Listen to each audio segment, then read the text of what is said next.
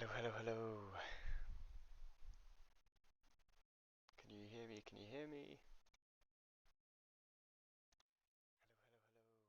Ooh, a little bit quiet. Maybe now. Hello, hello, hello. A little bit quiet. Maybe now.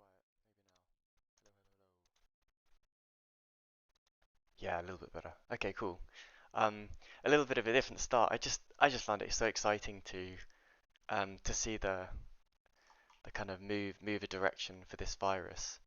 Um, so I thought I'd just show you some of the things I found funny, but also, or one thing I found funny, and also some of the data. It's cool. So just a quick one.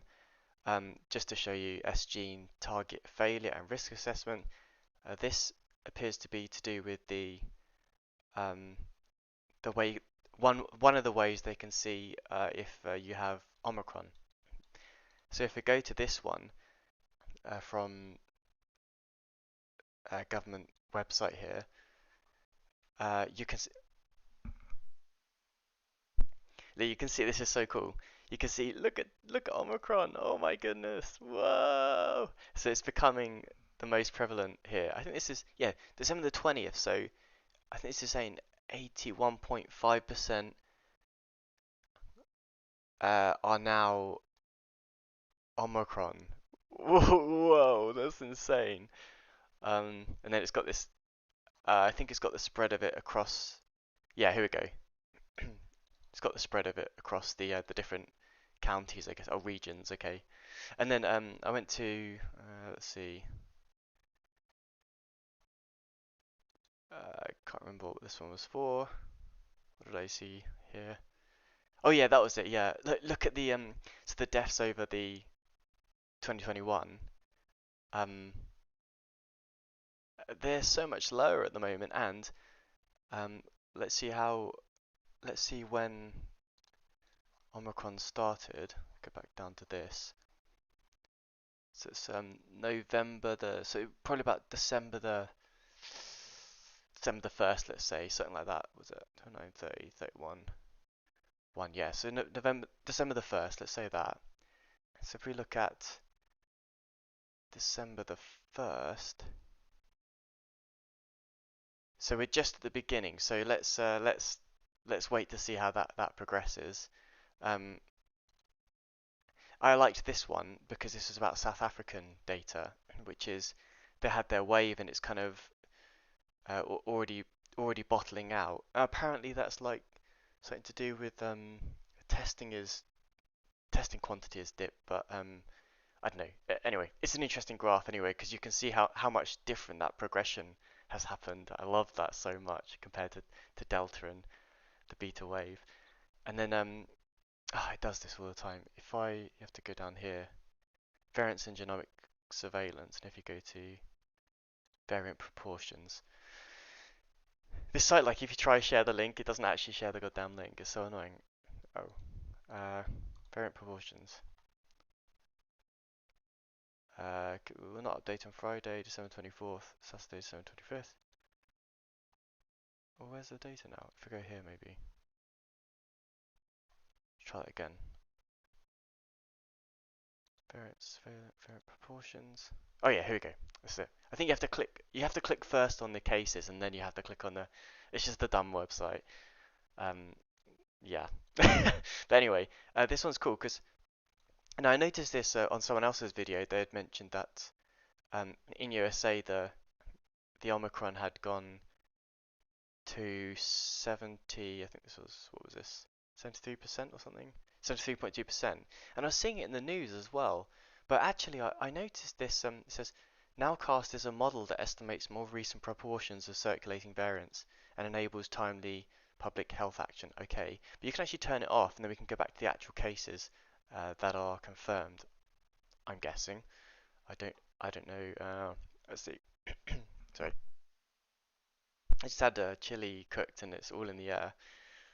Um, Inherited lineages are US lineages circulating about 1% nationally.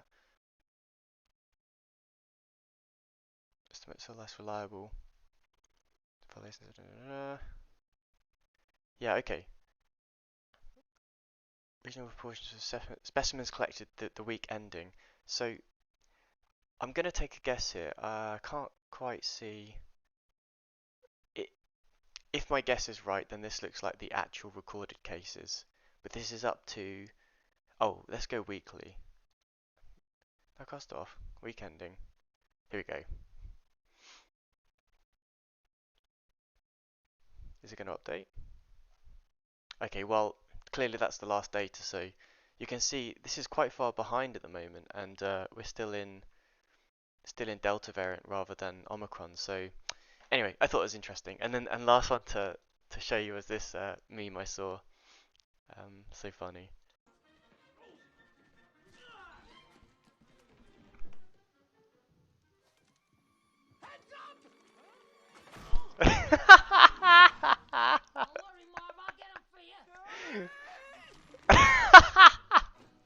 I loved it. I thought it was great.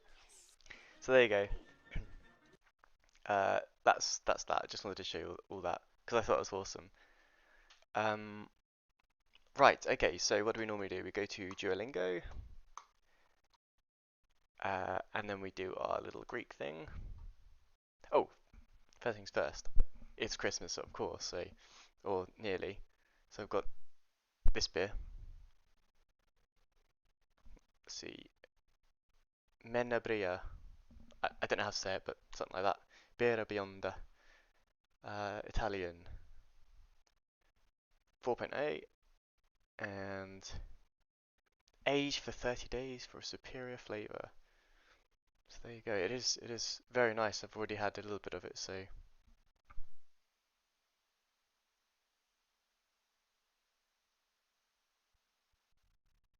it's quite smooth. It's very nice. It's not strong at all. It's just very nice and smooth. Oh, cool. Okay, so let's go for this one.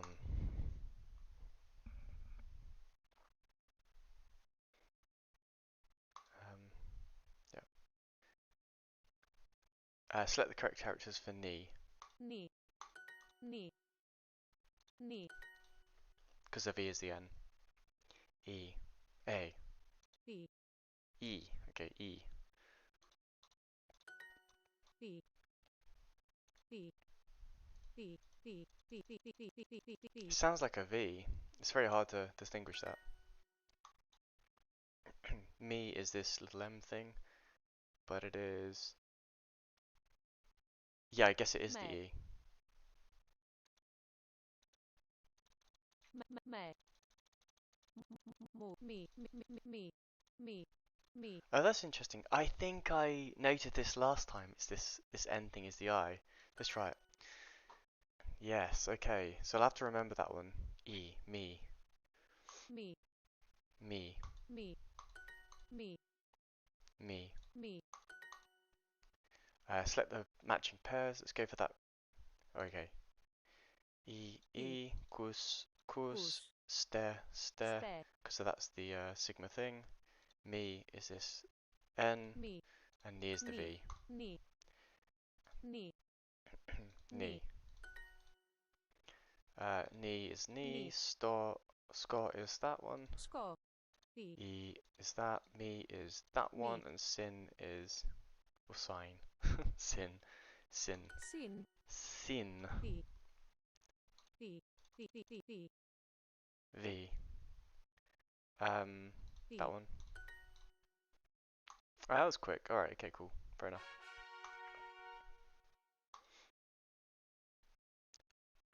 No, let's not do that. Okay, cool. So that is lesson over. So today I wanted to just start on the actual Unreal Engine part because I kind of feel like once I've got the kinds of data that I'm expecting to have, then the equations should probably follow quite quickly after. I think, right? So I don't know for sure, but we'll see. So what I'm going to do is, yeah, start up start up Unreal Engine. I'm going to create a few actors, maybe set up a reasonable scene with a bit of light and uh,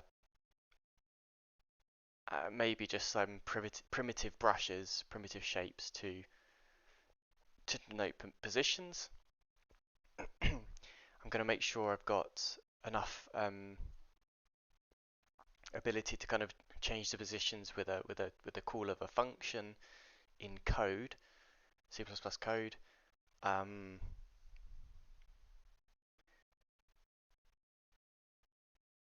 I think that's probably enough, and then we'll skip back to oh yeah, skip joyfully back to God, my brain's not working today. Skip joyfully back to actually learning the equations.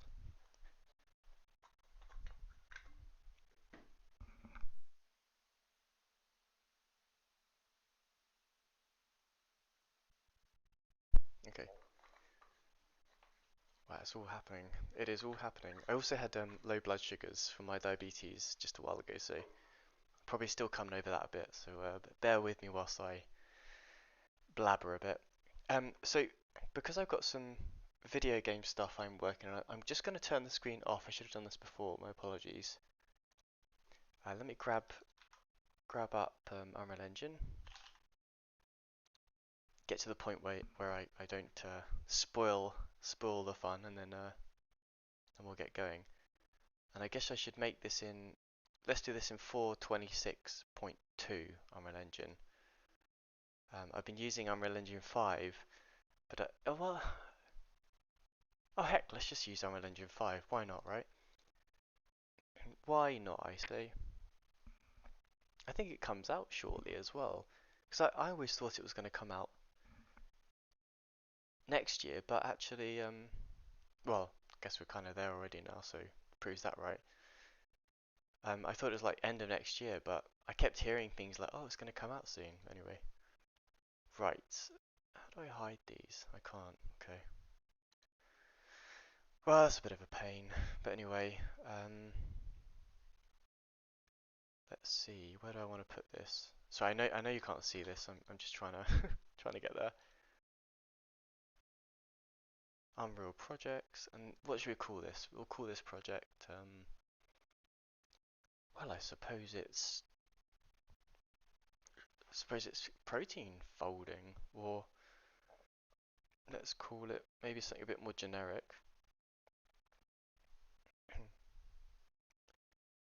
um,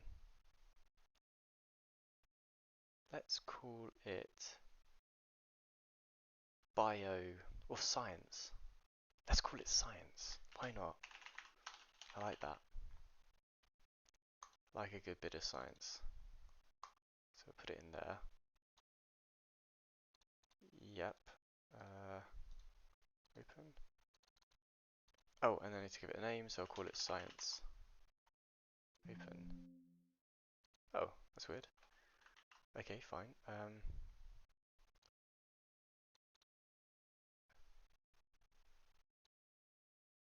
Science. Oh, I see. I see. I see. I see. Oh no, now it's crashed. What have I done? Oh no. See, this is probably why you don't use probably why you don't use Unreal Engine 5, right? What is it? Game architecture, engineering, construction. Architecture, engineering and construction, or game. Well, I suppose setting it up as a game doesn't hurt. Cool. Okay, so I think I can share the screen again now, I think. So let's do that. Large screen. Yeah, it's going to be a bit small for a little while, but we'll size it up as soon as possible. Or maybe I'll change over to 1920 by 1080, so I should probably do that ages ago. So go C++, desktop, maximum quality, fine. Starter content, I don't think I need any of that, so I won't add that. And then we'll call this science. Oh yeah. And we're gonna have a blank project.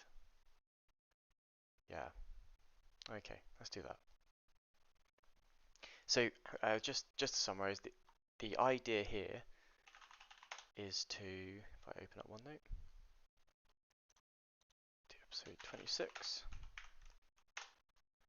The idea here is to do this thing that we talked about last time, which is, and we'll go to episode 26 and show you, we're going to have an atom or n number of atoms as part of a DNA. Sorry, well, we'll actually we'll call this a protein, right? So we'll have an actor called protein, and it will have um,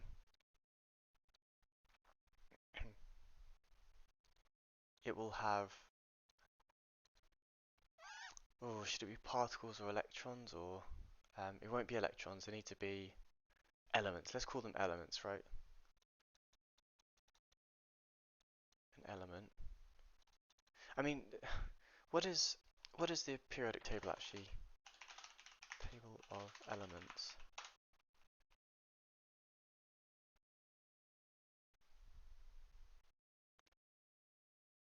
Um,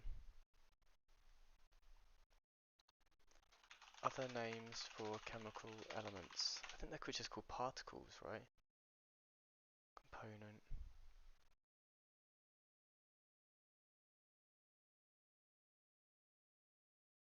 Elements by the number of protons. Let's call them elements then, because basically my assumption at the moment is, well, educated assumption of course, but the the element in the periodic table is what constitutes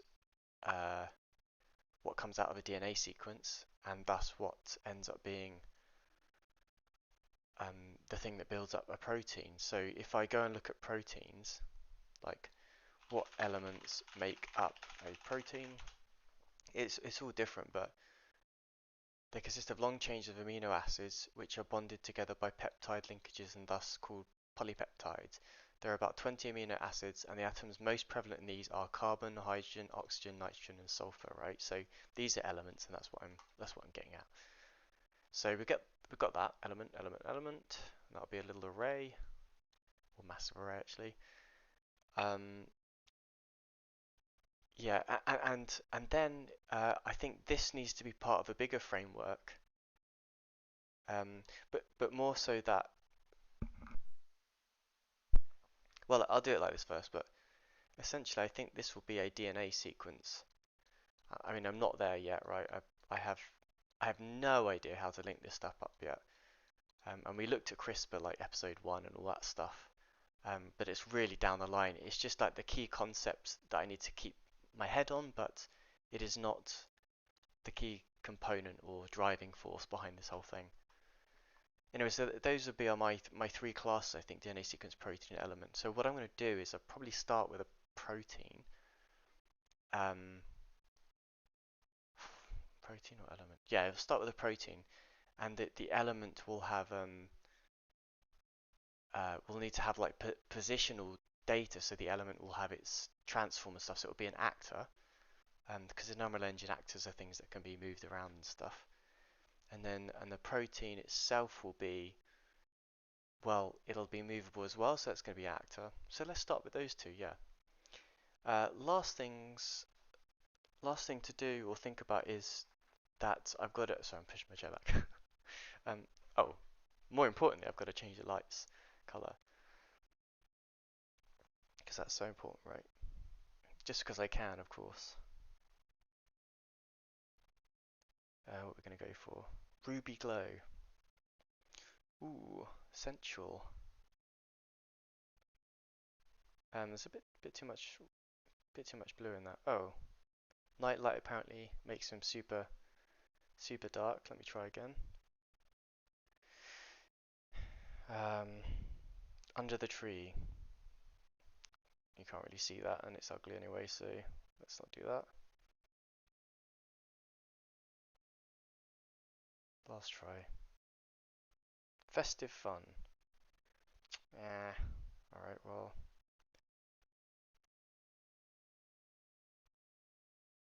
Frosty dawn, no. Autumn gold. Oh, come on. There's got to be a red one here. Give me a red one, guys. Savannah sunset. Ooh. Yes, that's better. Done.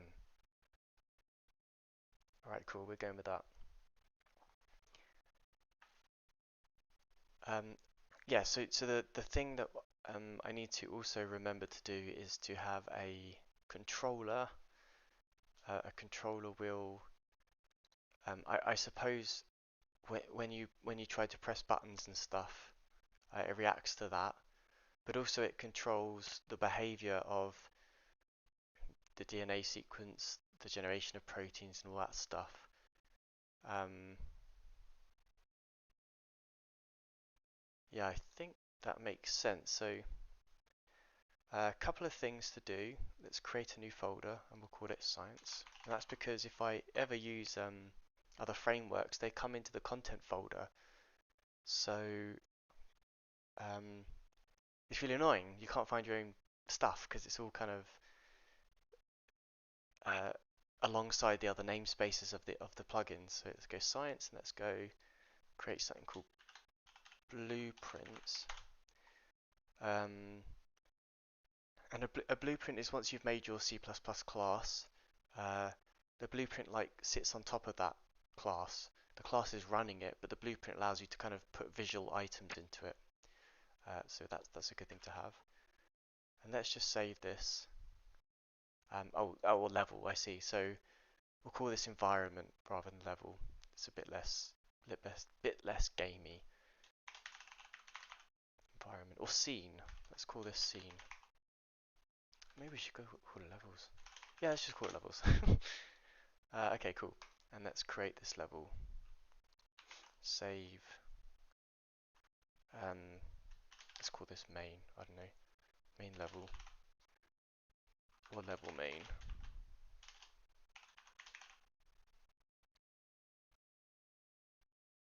Sure. Science levels. Level main. Why not? Good. Next part is what don't we need? Don't think we need a floor. Definitely don't need fog. Don't think we need a player start. Don't think we need a sky sphere, a skylight. Um, or a reflection capture. So I don't think we need any of that stuff. So let's go and create now um, let's go create now a class. So I think, well, where is it in this one? Uh, that's the compiler. How do you create classes here? Create tools, new C++ class. There it is. Okay. Then we need an actor. Go next. And we're going to call this, well, I'll put it in the public folder because I would assume if I ever use this project in another application, I'd want this core thing to be accessible, and so I make it public.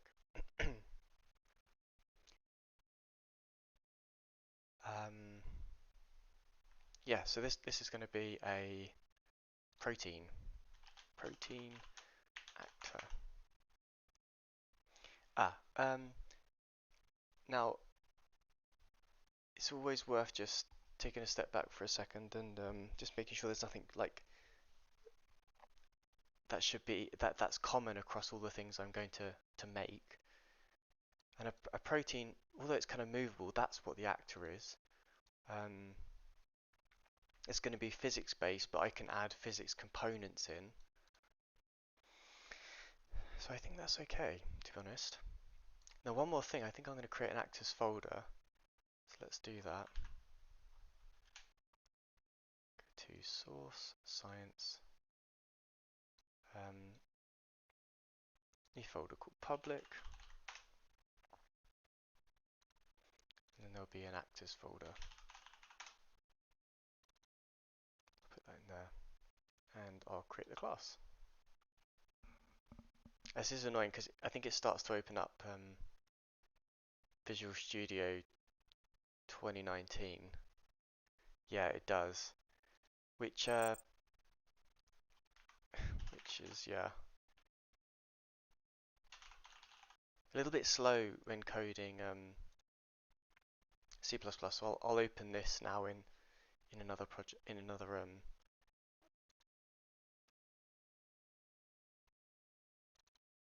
code editor. So let's get 2022 up.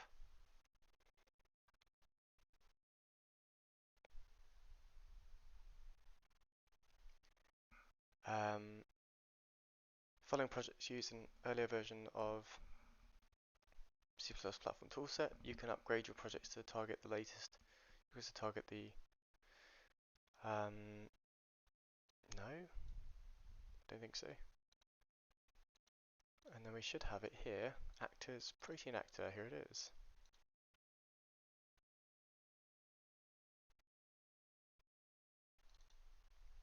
Okay.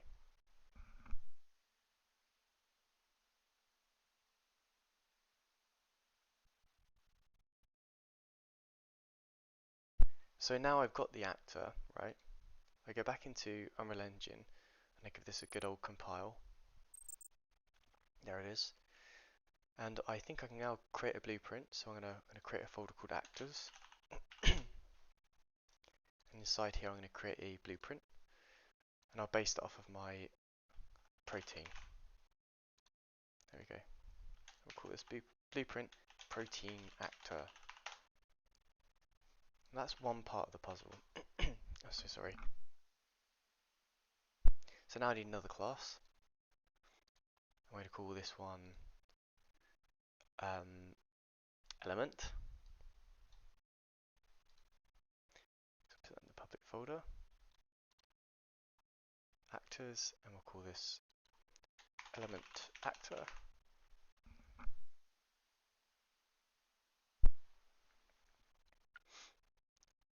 And do that.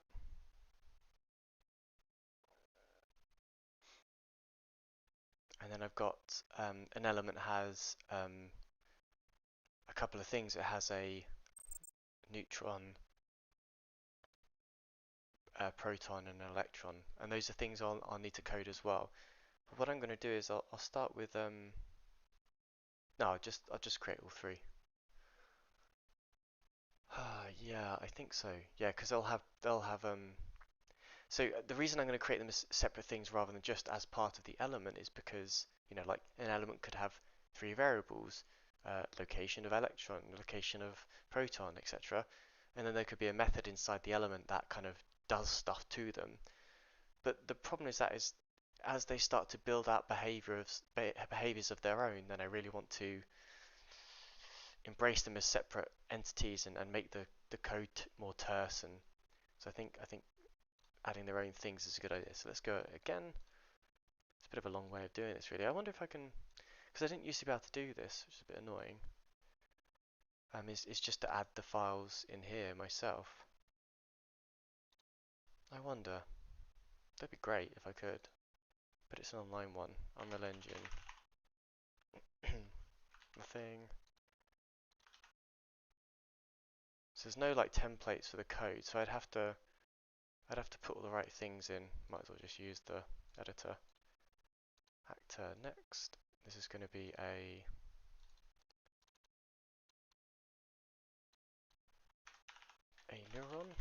neutron, sorry. Let me just double check that. You don't refer to them a lot, so I forget their name. Element neutron. Yeah. Uh,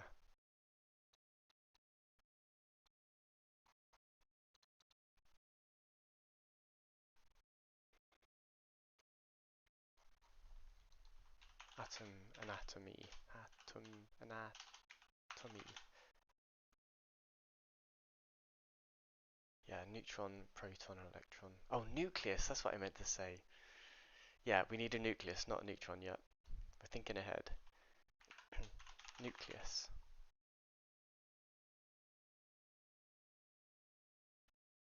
Yeah, I think so. Okay. Although a nucleus, it's kind of a component of a an atom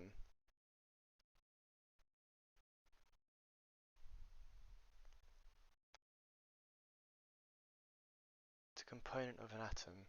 If I make an actor of it, it might become a bit of a pain. But then I want to spawn them.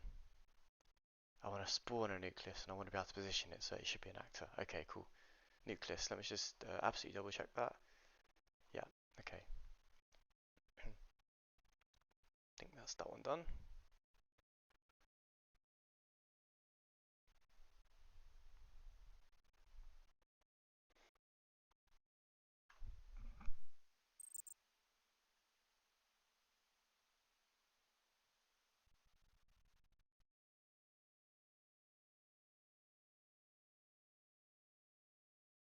Cool, that's really good. Next one is a nucleus, a neutron,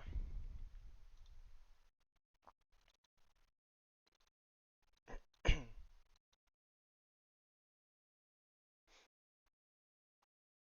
proton, and an electron.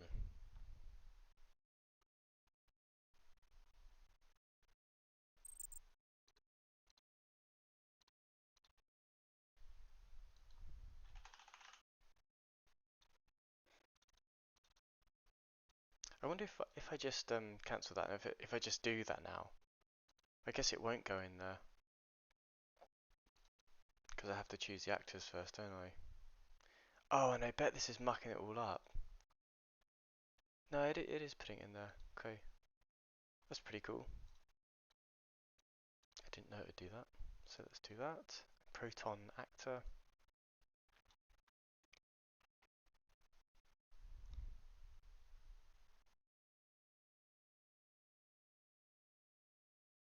Because it kind of separates the header um, and the CPP file automatically. I'm not a fan of that, but I think it's because the header is the kind of binary part that when you're to load in a plugin, you don't get all the CPP belly of the class. You don't get all the kind of implementations of the methods, but just like the signatures, and that's why the header is shared. But um, I don't know, not a fan of that because then you have to include the binaries. I don't know. I've never done it before, so we'll see. We'll judge later. So what we got now? I lost count now. lost lost index, lost track. Protein, proton, nucleus, neutron, and we've got an electron. All right, that's the last one, I think.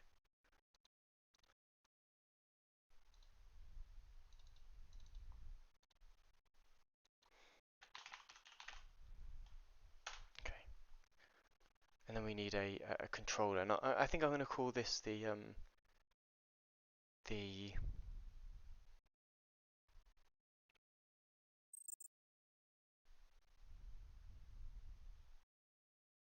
think I'll call this the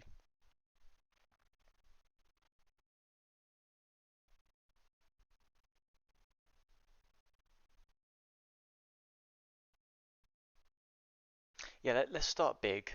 We'll go a scene controller, right? And then we can start to home in on some of the more specific things at a later date, copying code over and replacing bits and bobs. I think that's fair dues. So let's create a new folder.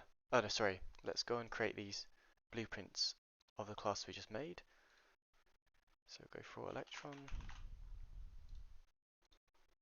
BP electron actor. We're going to do a neutron, BP neutron actor. We're going to do a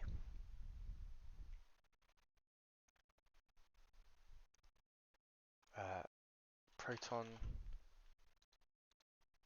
BP proton actor, and then a nucleus.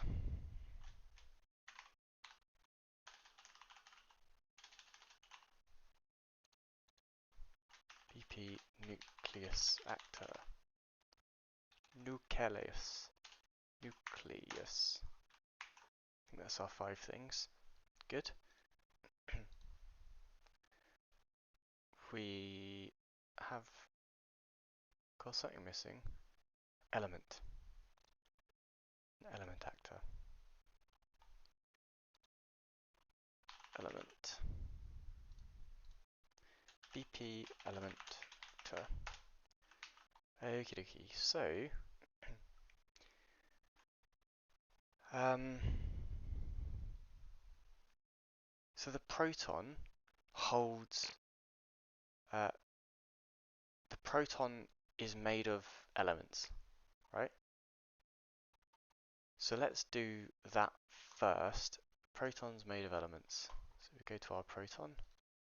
No, protein, sorry. Protein's made of elements. And we'll do a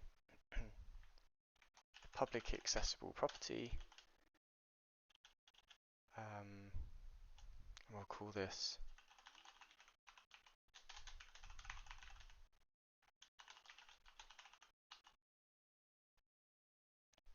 well actually this will be visible, right, who cares, doesn't matter, does it really? Edit anywhere. Blueprint, I think it's called read write actually, and it's edit anywhere. Oh gosh, I can't remember. We go to Unreal Engine U property documentation,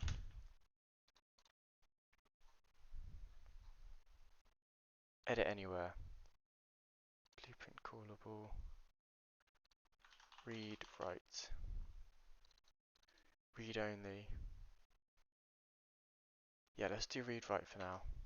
We can go back and kind of work it all back, edit anywhere, and we'll give it category of custom. Okay, and this will be a T array, which is Unreal Engine's version of arrays, and this is going to have a, we better include this one now, it's going to have elements. Ah, you know what, I think Visual Studio does this for me now, so if I do a element actor, elements, like so, I think it kind of figures stuff out for us. And then I can just kind of right click it and go add include. It's just working away at the bottom here. Time to drink beer.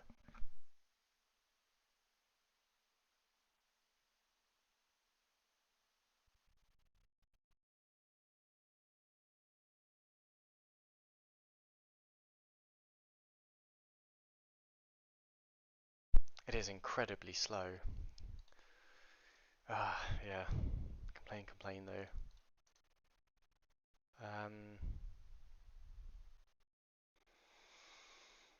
Oh, okay. Apparently I can't do that. Wow, there's no error in here. Let me just.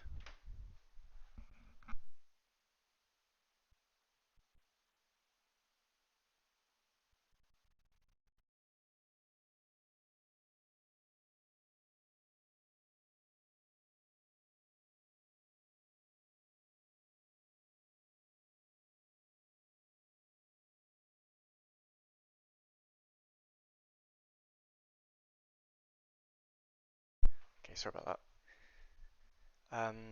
Okay, so I'll have to include it myself, right? So if I just try and do this, and it will be actors / Is that going to give me a type ahead? It's working away again.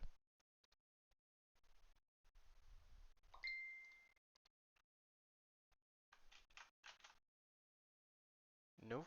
Okay, let's try here. Come on. Where's the type ahead? Ah, there it is. Okay, cool. We've got it. So this is going to have elements. Right, there it is. We got it.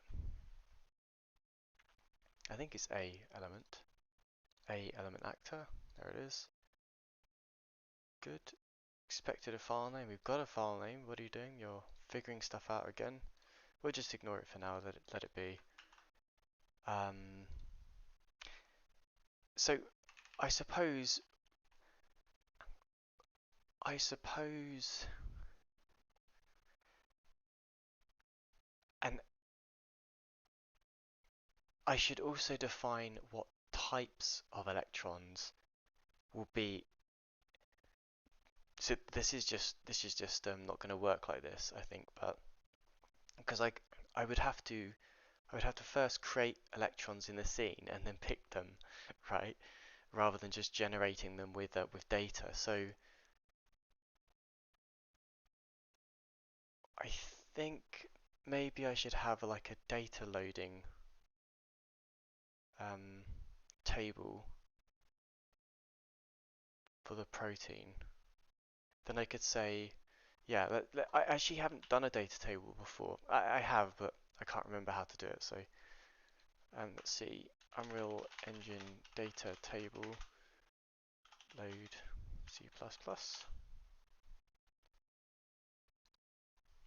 Okay, whilst that's loading, let's go see if we can figure that out from here. Let's go data.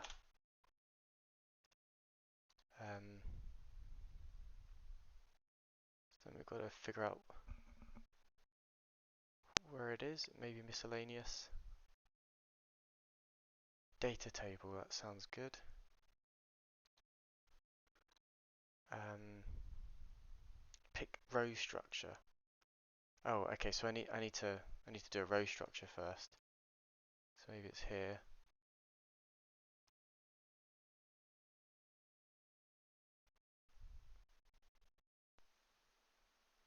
Yeah. Let's actually just look at this.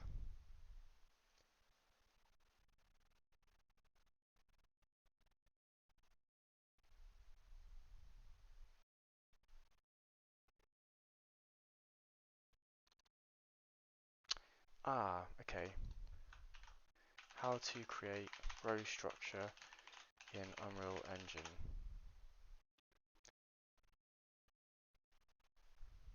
This guy's great, by the way. Now, Wait, creating a data table. second, I've already looked at it. Oops. Okay. Tomatoes? Hello, welcome to video 4. What is data table? A data table is basically a table of data inside of the engine. You could think of it kind of like a spreadsheet inside the engine. If we look at a data table that I've already created, we can see some familiar things. You'll see some columns, and you'll see some rows, and then you'll see some data inside of it. So like for example, for this one, we have an item ID where I have the engine is fairly create another. By default, when this comes in, and if you haven't created any structures, you're just going to end up with your gameplay tag table row. These are two structures I created for example. We'll go ahead and create another. Okay, so by structure, I think it means a struct. So let's do another folder here. Well, let's actually go and do another C++ class. Let's see if there's a struct. That I don't think there is. If I go here, maybe.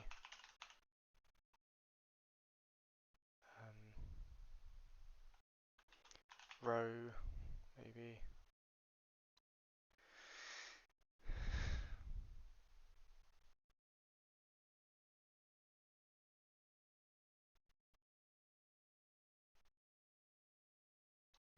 No.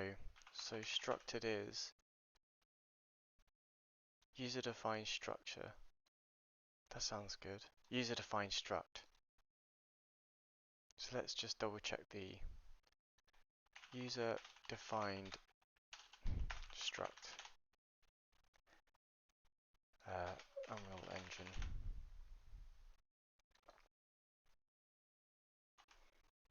So it says um, that's the include that needs to be done. What is this for? It doesn't actually say. Doesn't say much at all actually. It comes from script struct, okay. Well, I suppose let's figure out what gets made then. So let's go and create one of these. We'll put it in the structs folder. Structs. Okay, and then we'll call this protein.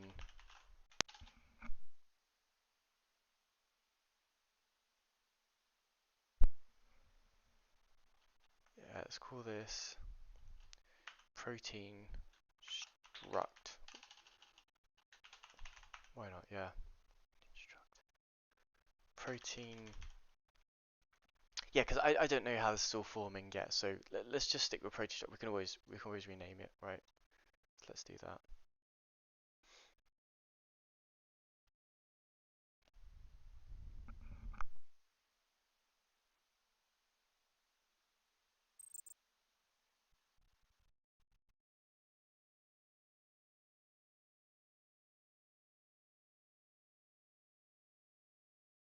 And now I've done that, let's go see if that appears as an option in the data table.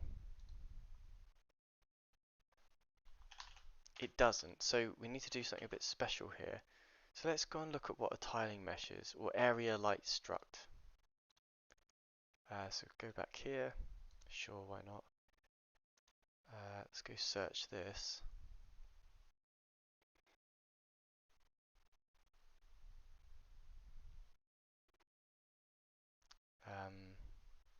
Let's get properties. Ugh, not what I wanted. There we go. Okay, fine.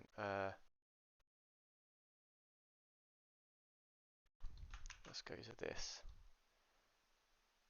and then look in.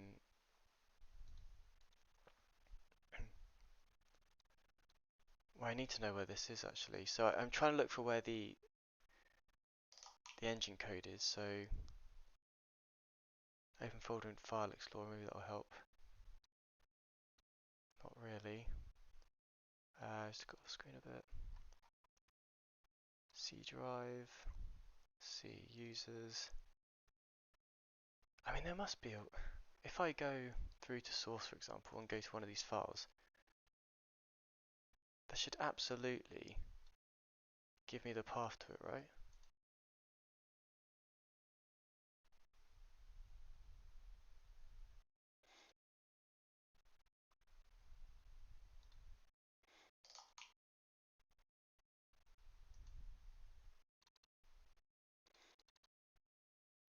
Maybe if I hover. Ah, here we go. Here we go. That's a weird way of doing it, but C program files, Epic Games. C program files, Epic Games, UE5.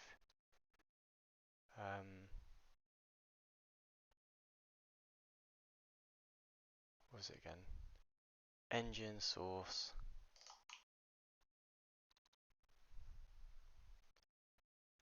Uh, that's it, isn't it? Yeah, this is the one. So I wanna search here. So I wanna look in that folder there, and I'm gonna look for file types of CPP and .h, and I'm gonna look for one of the structures that comes up here, which was, I can't remember.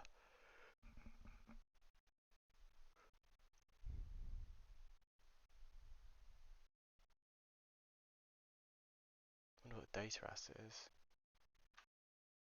Whoops.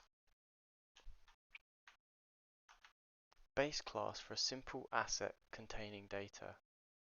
Imported spreadsheet table. I mean that sounds more like it, doesn't it? So we're going to look for area lights struct. Area lights struct. See if we can find that window.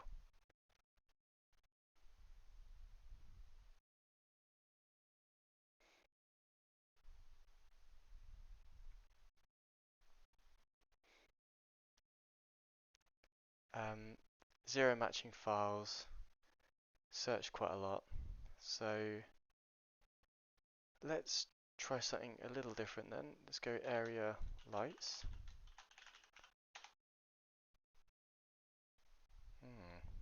Okay.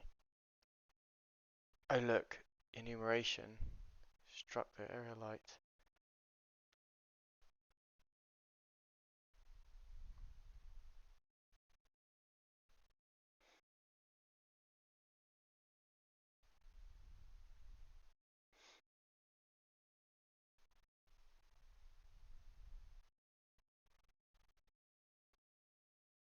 Okay, let's try Google again.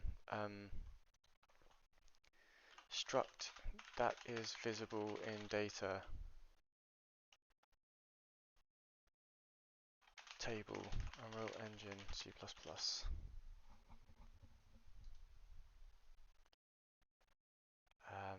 So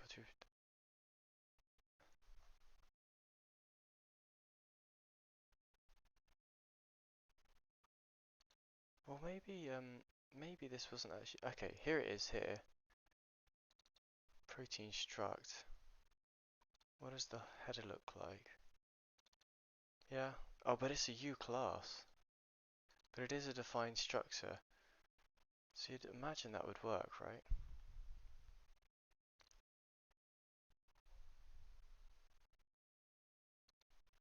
Just gonna lower the table. I'm getting fidgety legs again.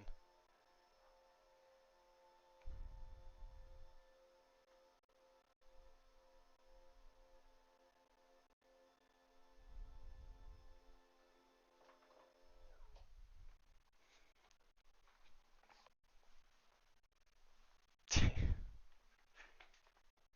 must look so funny doing that. Nice try, Buzz Training. Netherlands. Nice try. Let's try that again. Unreal Engine data table C++ struct. Let's see if that works.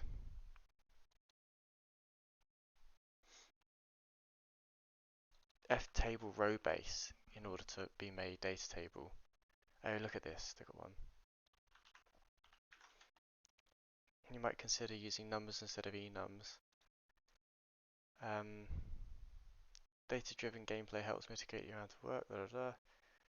There are two new ways that data can be imported into UE4 through data tables and curve tables. Data tables, as the name implies, is a table of miscellaneous but related data grouped in a meaningful and useful way, where the data fields can be any valid object, property, including asset references. Before a designer can import a CSV file into a data table, a programmer has to create the row container telling the engine how to interpret the data. Yep.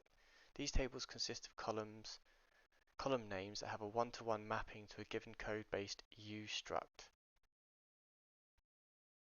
and its variables, which must inherit from ftable row base to be recognized by the importer. The first column is expected to be named name and contains the names by which each row is accessed for use in game. Subsequent columns have a variable name for a heading and below, in the same column, the data for that row column intersection. Given this format, a single row maps one-to-one directly to the structure inherited from the row base. So yeah, look, it has. So even did a user-defined structure and that wasn't a thing.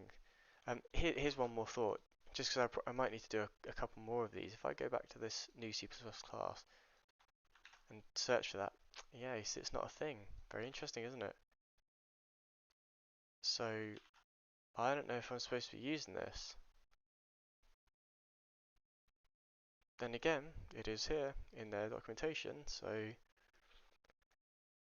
don't know what to say about that. Well, I guess all you can do is just go ahead and do it. So let's. You see, because this is very old as well, because this ustruct body, I don't think we need to use that anymore. Anyway, let's give this a try. So it'll be more like that.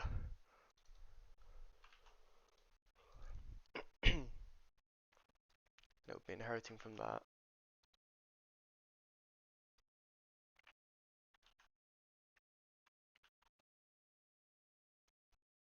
and it will be data. So let's call it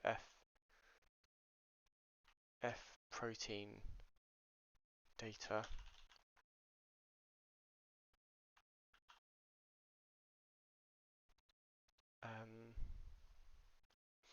So the only other thing I'm aware of is that one, but I don't think that needs to be put in. And then you've got the actual properties. So the property is going to be it's going to be a list of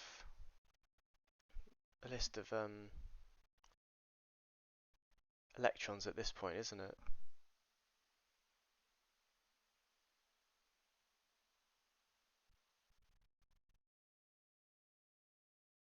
No, it'll be a list of elements, I think, first of all. That would be a good start. So let's do a list of elements.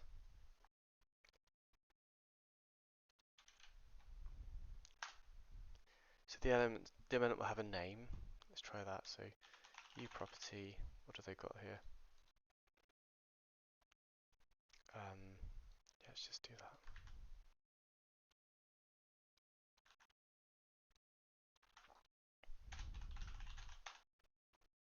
And this will be F string name, the name of the element.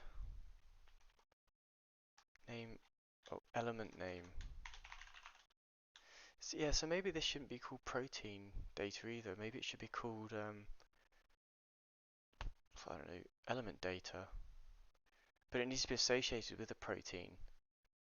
So this will be elements in a protein. Yeah, okay, fair enough. And this should be, what is this, a table row base. So let's call this data. Call that data. So I don't know if that's actually changing the folder. I don't think it's changing the folder name at all, actually.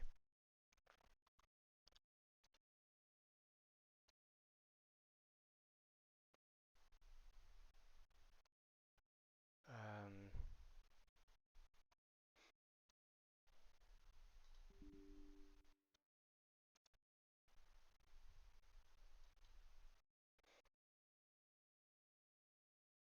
source. Oh god, I don't know where the Unreal Engine stuff is. Maybe recent. Yeah. And then I want to go open file location. There you go. I want to go to source, science, public, structs. Yeah, it's not changing it, so I need to change it here instead. Because otherwise I think when I recompile the or regenerate the project, it's going to overwrite these folders, this data in the project with the folder names. So data, let's do that. We'll call this protein data. And then I've got to go to the private, which is why I don't like these folders. Call that data. Call that protein data. Alright, well, that's fair enough. And then we give this a little rebuild. So if I go there,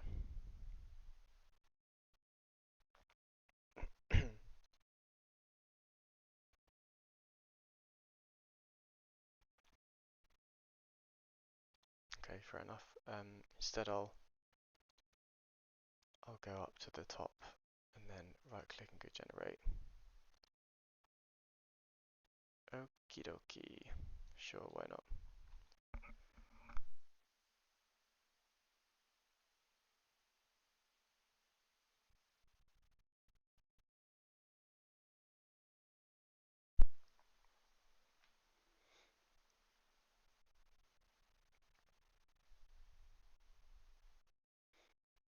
Okay, good. This will ask me to reload. Now you've got to change all the name parts over. So This will be data now. That'll be data. You see, you don't want to get these things wrong with Unreal Engine because it takes a while to correct it all. Such a waste of time, unfortunately. Protein data. It's a use struct. Funny, it is actually a struct, so maybe I could have gone for that. Doesn't really matter now. Let's just go with the flow. And I seem to have lost my public here, so F protein data anyway. Okay, so this is gonna have a. I must have done something wrong here. Yeah, it's that one. So this has an array of elements. Where was the name that I put? Maybe I didn't save it. Possible I didn't save it.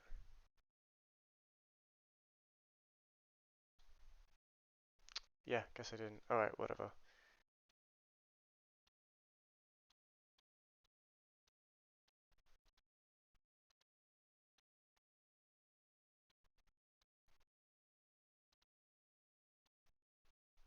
Alright, let's get to it again.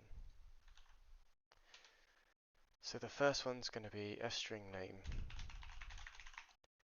or element name or element code, element name, that'll do. And then I guess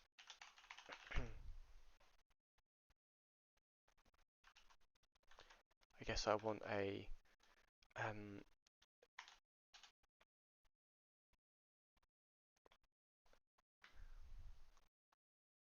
amount of electrons. Well, what do I want actually? Let's see, periodic table.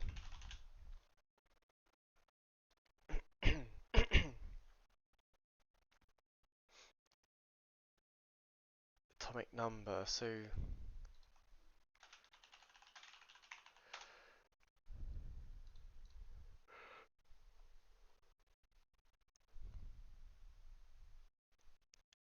let's just do this again because I keep asking the same question. But table, what is the atomic number? The atomic number is the number of protons in the nucleus of an atom.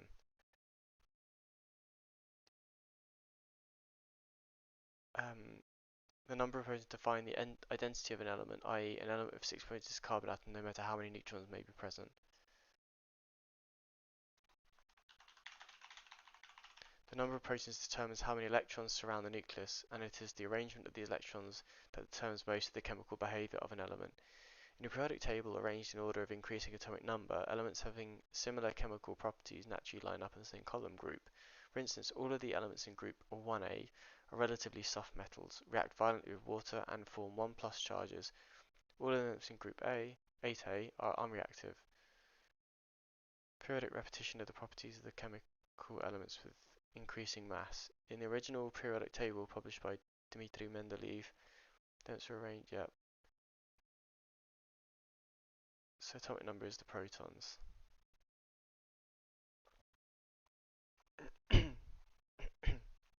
So we could do, sorry about the coughing, symbol, atomic number, and atomic mass, but the atomic number, does it really, I mean, if it's the protons, might as well just say protons, right? Rather than atomic number. Like, quite frankly. And is the symbol really needed if we've got the name? Probably not. I mean, if you're searching for it, you're going to find it. Because it's always... Well, actually, look, tin comes out of SSN. So if you knew SN, you'd need to type in the letters. So let's do both then. So let's do symbol, because for some reason the symbols are annoying. Symbol, e.g. Na for sodium. e.g. sodium.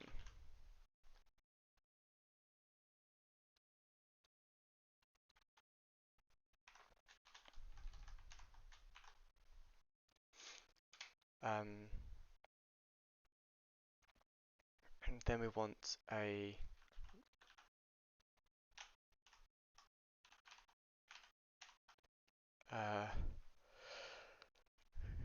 amount of protons. So it's going to be an integer amount of protons. Protons. I'm just going to do a quick blood test to feel a bit weird. It might be the beer.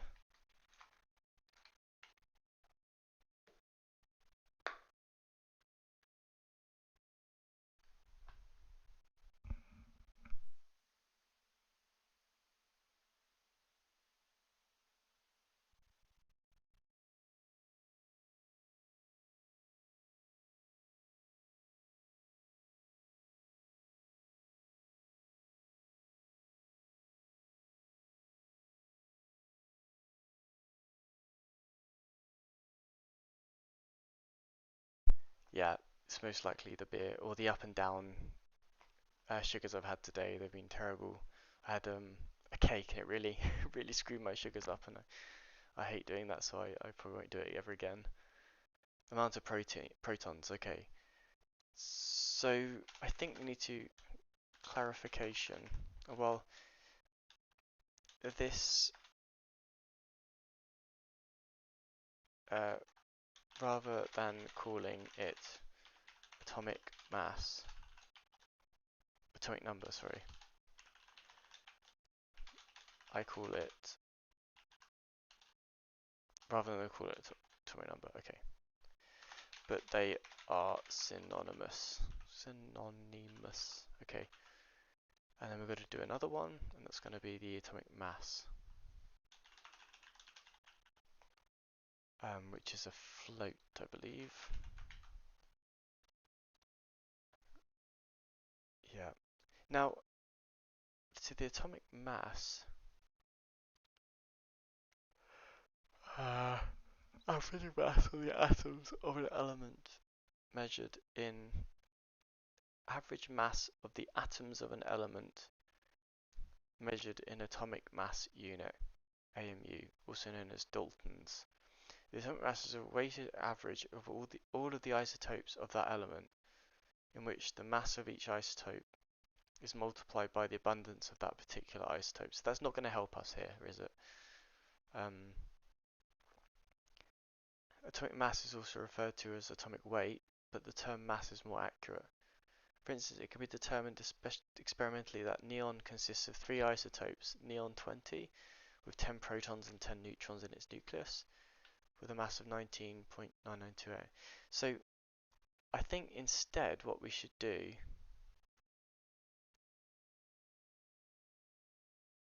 is just say amount of protons for now. The reason I say that is because I think once I've got the code to generate protons, I think I've pretty much done the job up to that point. We'll be fine to stop at that point. Cool.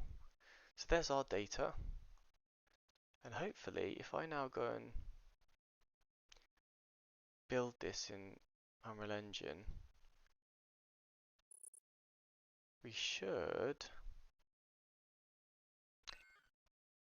see what the error is. Missing struct. Struct declaration specifier.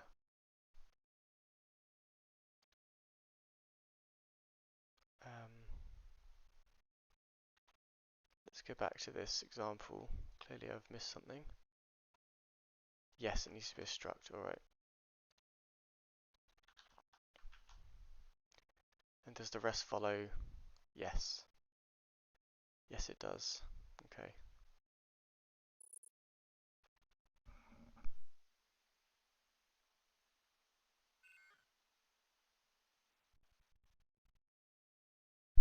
Next issue hasn't been defined. Okay, cool. So let's go and define that. So it says I need to use a ftable row base, so let's go and find out what ftable row base is in the header. Okay.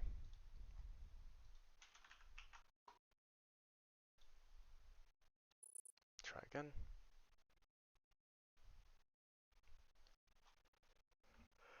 Oh, I hope you've been able to see this. I bet you haven't as well.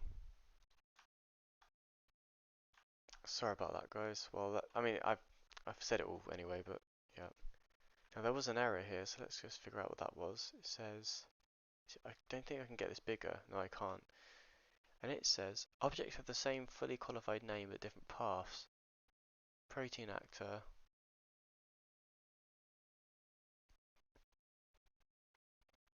Objects have the same fully qualified name but different paths. Engine transient. Protein actor existing object. Engine transient. Protein actor. Hot reloaded. That's interesting.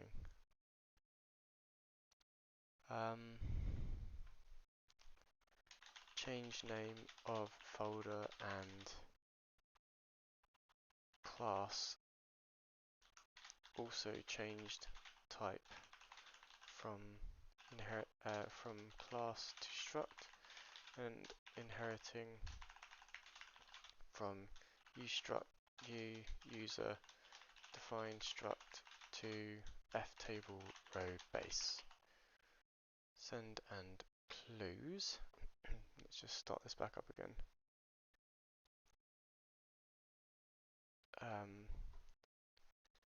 Debug, start without debugging.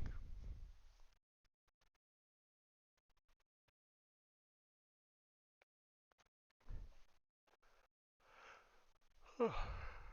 I don't think I got to save all of that stuff, did I? I did. Okay, cool.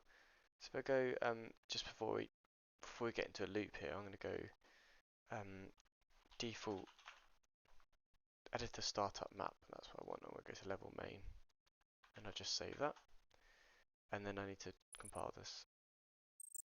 Okay, less annoyed now. So now in my data, I should be able to see that as an option. There it is, protein data. Alright, alright, alright. So this is a data table, protein data. And over here we have it. So if I go and add a record, there it is.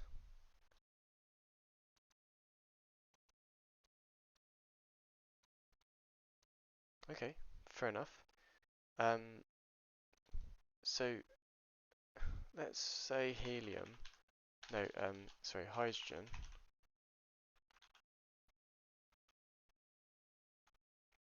Oh, now that's interesting. We could do that. But no, let's do. How do I edit this? I can edit that.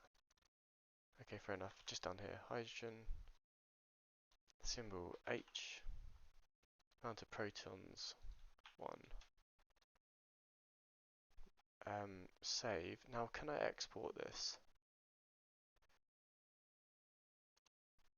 I must be able to export it.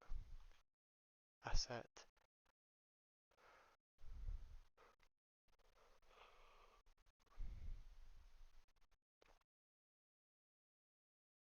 Save as.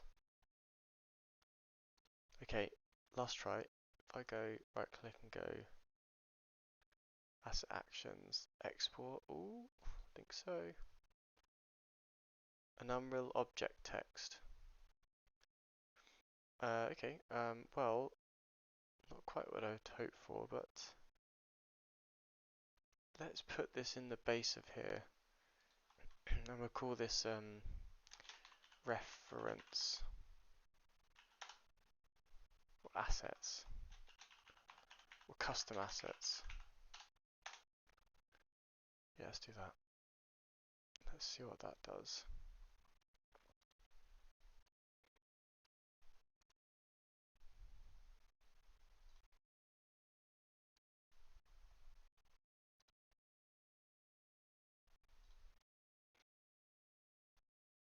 what we got here?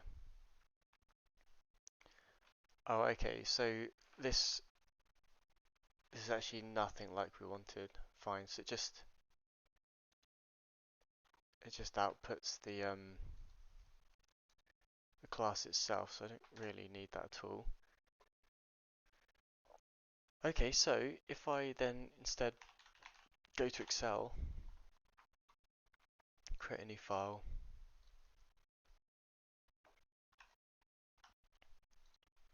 give this a file save as. Um,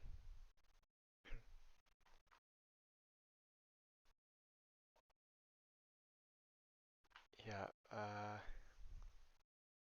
this PC, more options.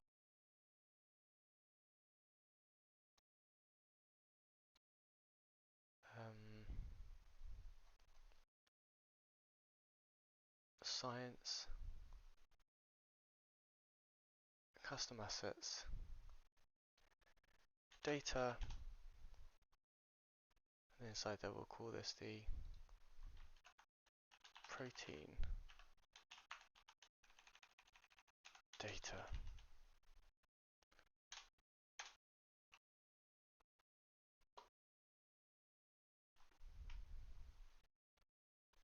Saving, done. Okay, gosh. And then I need to get the right thing, so this will be element name. So it's,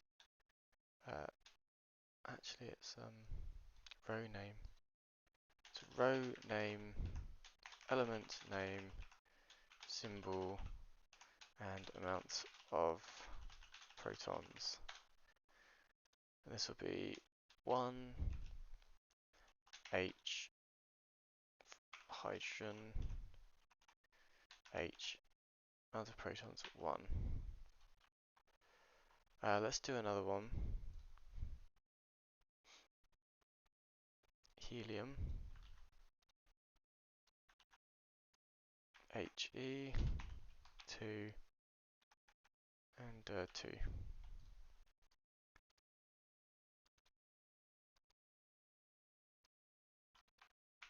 Okay, cool. So now we've got that data. Can I import that into my table? Re-import custom assets data. CSV or a JSON. Oh, it can be in JSON. That's interesting. That is very interesting. Fine. Let's save this as a CSV file.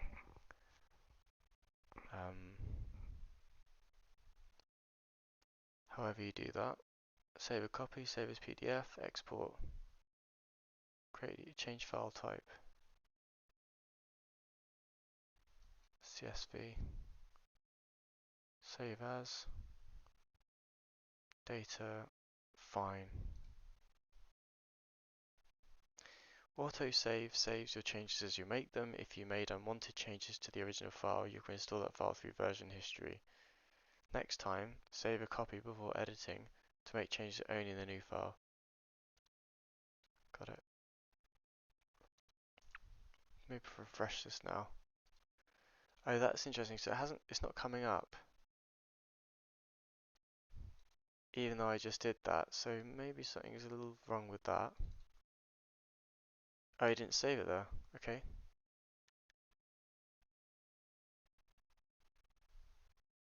Save as. Where have I saved it then? Oh, there it is now. Don't even understand that. There you go though. So the data's coming. That's great. Good stuff. So we save that. Um,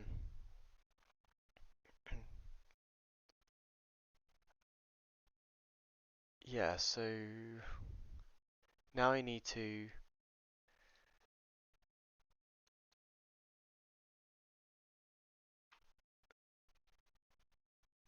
create elements for a proton. So I need to create elements for a proton. So I need an array of elements, and I think I've already got that in my proton. Here it is. no, protein, sorry, protein. There's my bunch of elements. And so I guess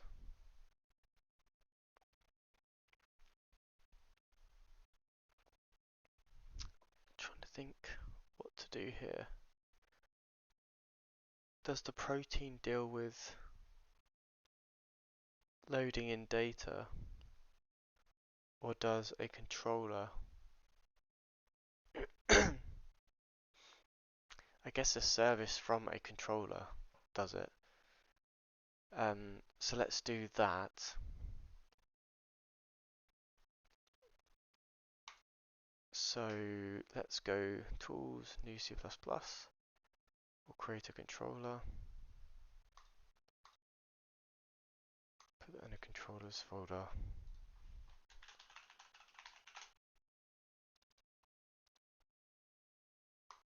Gonna call this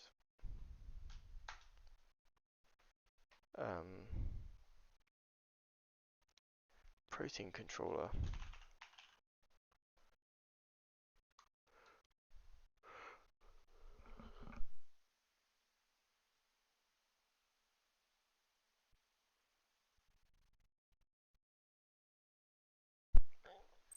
Gosh, I tell you that beer is, oh, it's made me feel so sleepy.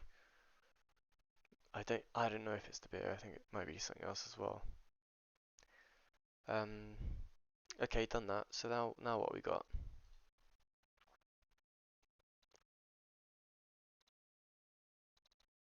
And this comes from a player controller.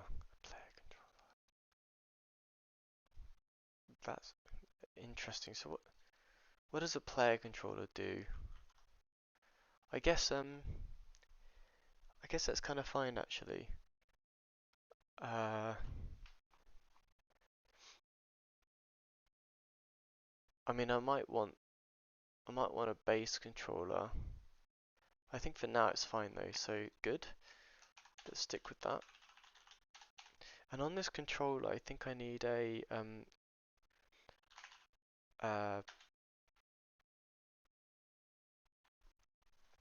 something like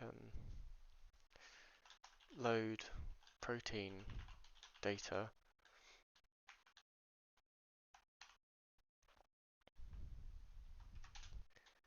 This will be a function. Oops.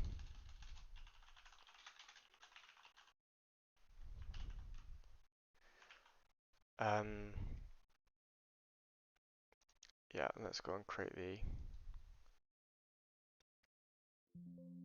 definition. Of course, that doesn't work. If it does,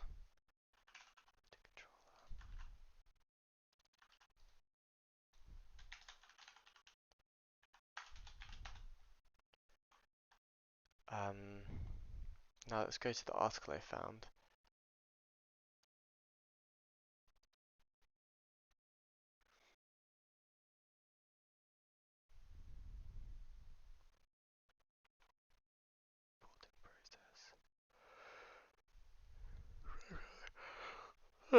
Sorry.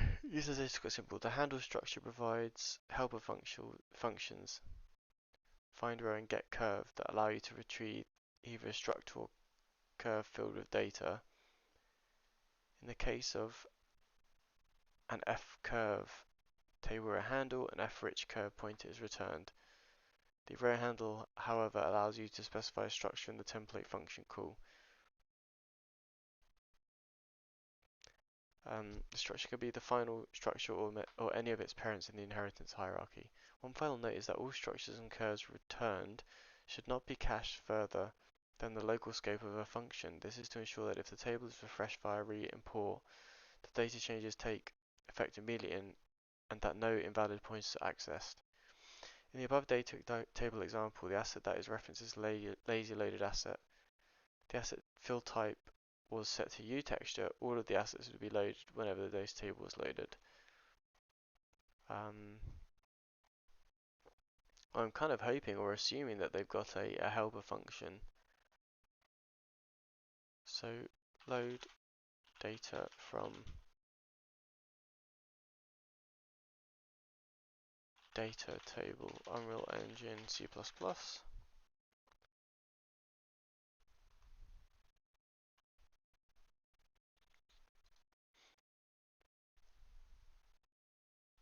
Static load object.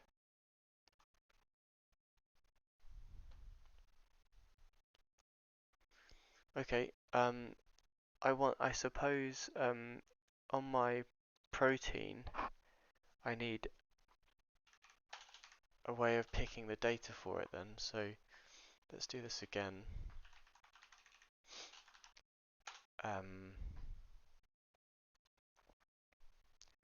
copy what's happening here. It's fsoft object path. No, it's a table row base, and I think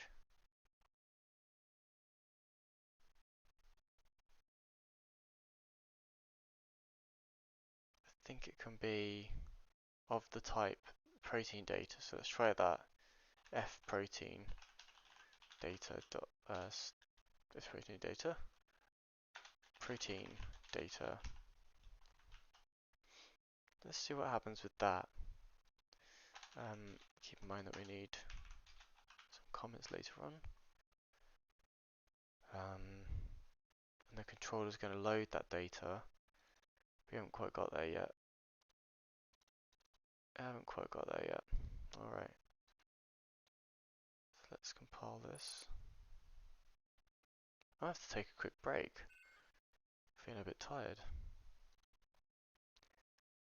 I recognize type F protein data, of course, because I haven't included it yet.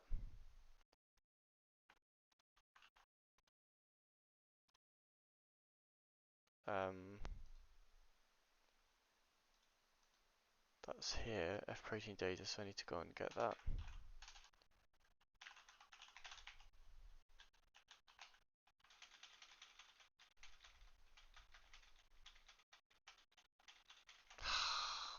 This is doing IntelliSense. Oh, it's finished. No, it hasn't. Still going.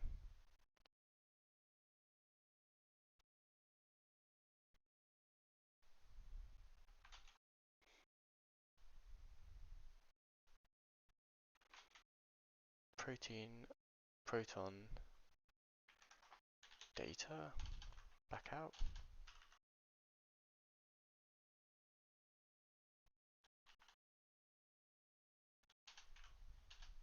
Data, there it is.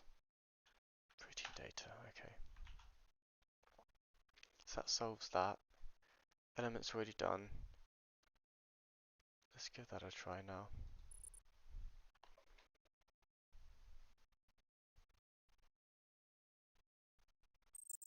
Okay, cool. Now a couple more things I need to do. I think I have to go, and I will come back though. Is to do the blueprint for the controller. So if I just go and create a new folder, call it controllers, and go and find my controller, which is called protein controller.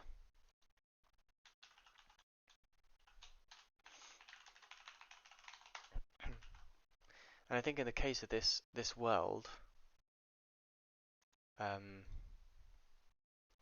I want this to be the default. So my science game mode base is already made, so I'll just select that, and then I think for my okay, well I need to create a game mode as well then apparently. So if I go here, note in blueprints, go game modes,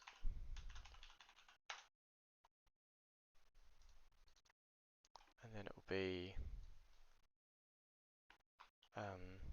science game mode base, pp science game mode base, and that will be the thing I choose here. There we go.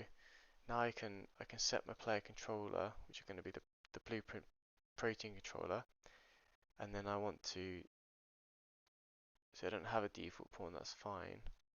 It's going to be none, none. Can't change at the moment. Can't change at the moment. Can't change at the moment. Alright. So now that's done, this will run get my protein controller in charge, and then the protein controller needs to start spawning, or needs to start loading protein data. So I need a service now. So let's go create one more class.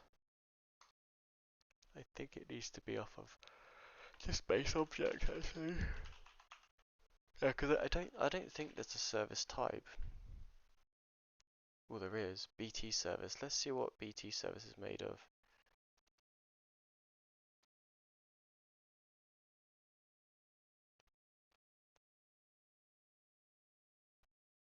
So BT service is an abstract class. Okay, let's go through, see what a node is.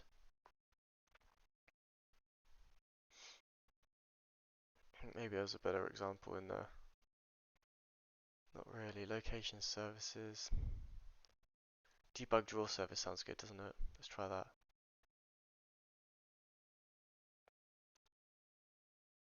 I think I froze it too much. Yeah, let's cancel that. Debug draw service comes from a U blueprint function library. Oh, now that's interesting. Blueprint function library. Hey, that would be pretty helpful as well. But then again, do I really need? Yeah, I'm just trying to think. Do I really need to have everything that I make that as a service available as a blueprint function library? And the answer is probably no. But then again, does it really matter? Let's see what the actual implementation of this is. Yeah, it's pretty fair game. So maybe we can do that. Fair game. Let's do it. So we're going to do the blueprint function library, I think.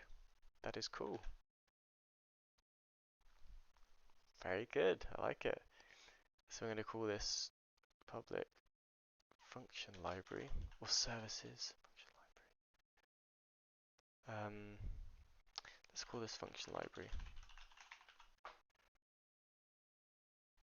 No, because it's going to be confusing. Let's call it services. And then function libraries.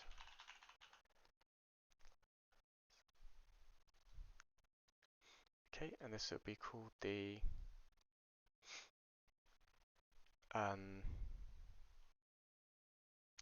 data loading service or protein.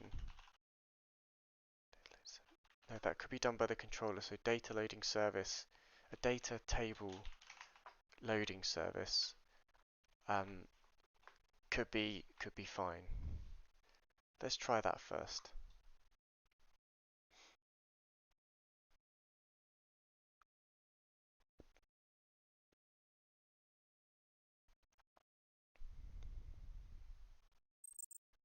Okay.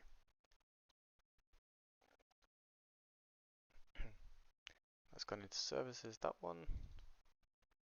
And we need a very generic load data.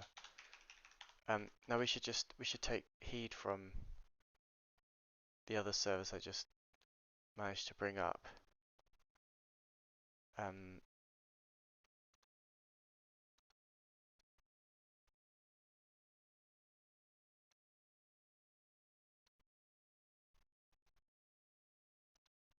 Yeah, we should take heed from this one. And it does not implement those as U functions, which I think is very interesting. Very interesting. And these are all static as well. Declare delegate 2 parameters, f2 draw delegate. Okay. Yeah, so let's try doing a static then. Just guess I suppose it doesn't make sense because, well, the thing I'm thinking about is if I make it static, then you can't plug in an instance of it uh, for like mocking and testing and stuff. So let's hope that you can do this without static, and then we'll go ahead and reconfigure this a little bit if we can't do it. Yeah, let's do that. So we'll call this the call this um, it's gonna be a template. God, no, not I remember how to do this now. Yeah, I can't remember how to do it. I don't even know if you can do them in Unreal Engine actually. Template methods in Unreal Engine for you blueprint function.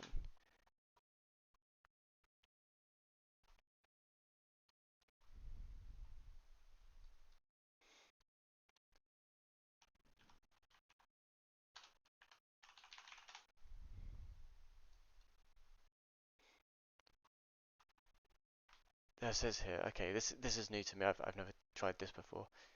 Often during the development, you discover the need for a set of functions that make development easier for your project. These functions typically are stateless and reused across a variety of gameplay code.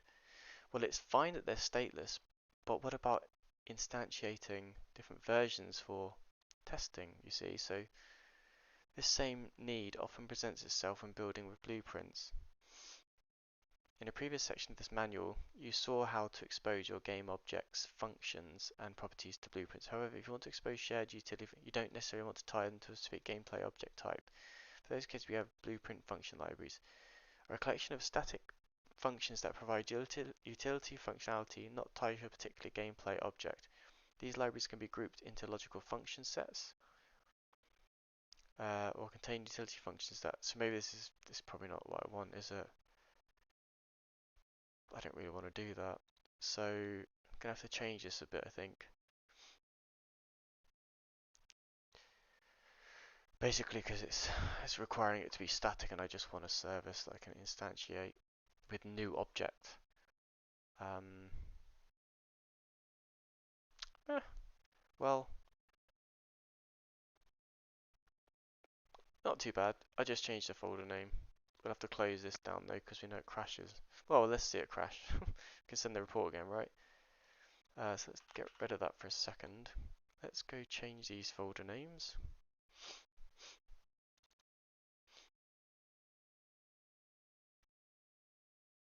Um, source, science, public, services. Right, so this will come out of here.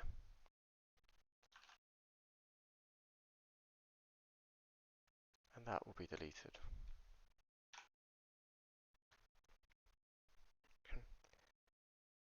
Then go to private, services, cut that out of here, paste that in here, delete that. Okay, and then I've got to go generate this. Show more options, generate. Okay.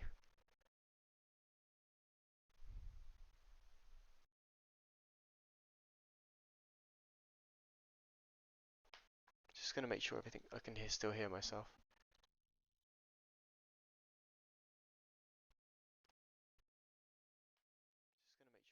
Yeah, cool. Right. Okay, so that's done. I've generated that. If I go back to my 2022, I'll go reload. That happens, but that's fine. And now I have this where I can inherit from view object, I think. Did not mean to typo all those. Okay, good. All right, so with this in mind, let's do some functions.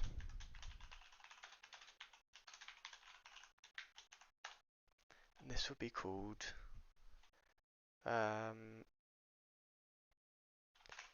yeah, so the only annoying thing here is that I want to have a generic class, a generic method, so I can just say, hey, load any table by running a function, um,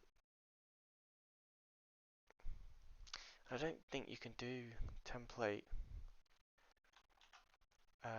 template method ng C++.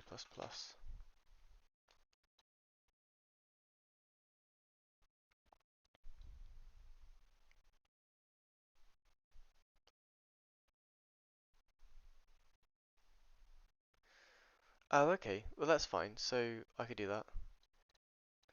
That is not a problem. Let's do that. So instead of that, well, yeah, let's keep it there for now. This type will be type of no, t's fine. T's fine. That makes sense. And this will be load data from data table,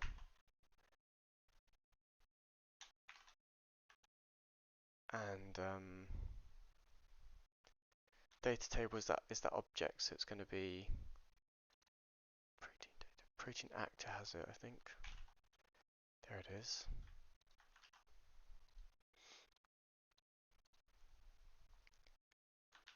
And instead of protein data, it'll be T, and instead of protein data, it'll be data. Now, this actually should be not that. It should be whatever it's inherited from. So let's go back again. It's that one actually, row base. No, I think this makes sense. I think so. Not sure, to be honest. Data table.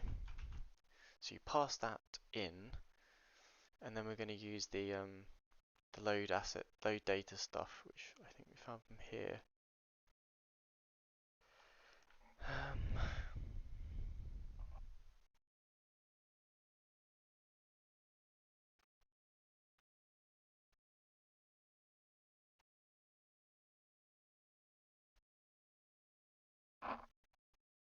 I wonder what's available to this. I think I need to start including a few files though. So if I go include, and it was, what was it again? Let's see, data here.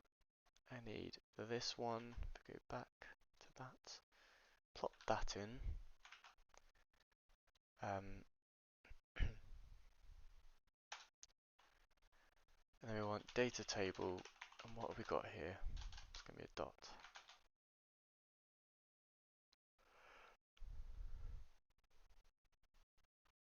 It's working away, I think. Oh, okay, it's not. That is not working away because I guess because I guess I haven't compiled it yet. So if I now try and compile it, let me just try and save this first. Compile will probably crash and then.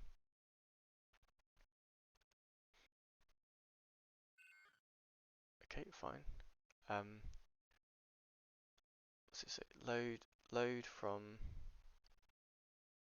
load data from data table is not a member of the. So load data from data table.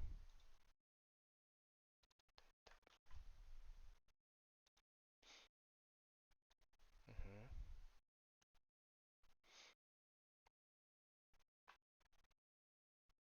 Well, that's interesting because it kind of is. Maybe I don't need that. Not sure, I can't remember how to do templates. You know, it's actually funny, I don't even need the template, do I really now? I need to cast it at the end.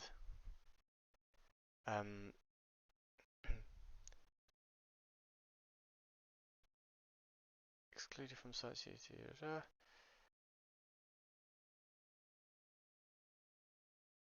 Fatal error, cannot open file, no such file or directory. Correct. That is correct. So that's not required anymore. And this is wrong now.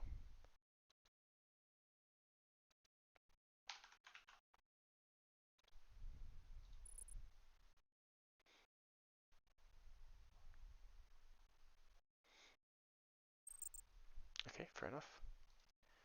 Fair enough, right? Getting there. So now our service goes and loads stuff. Okay, that's cool. Well, it actually does in here, and then we want to get type ahead on that.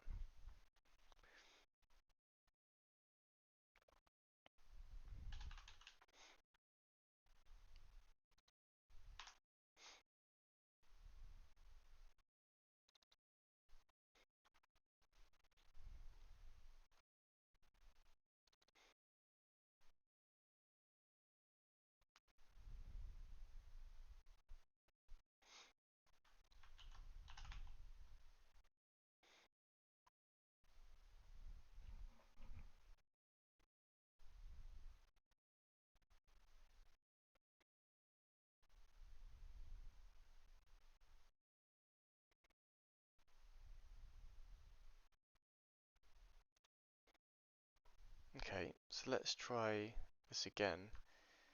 Get rows of data from data table Unreal Engine C++.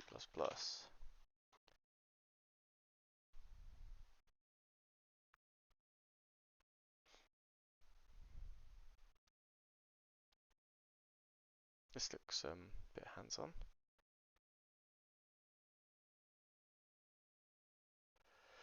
It's got the row base, and then we've got what? Construction helpers. I can just mark that up. I did something.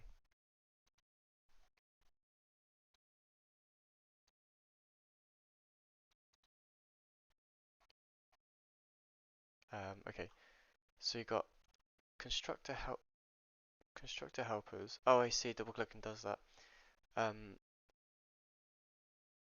F object finder, and so it finds the data table, but we're going to do it a different way. And if succeeded, you go and get the object.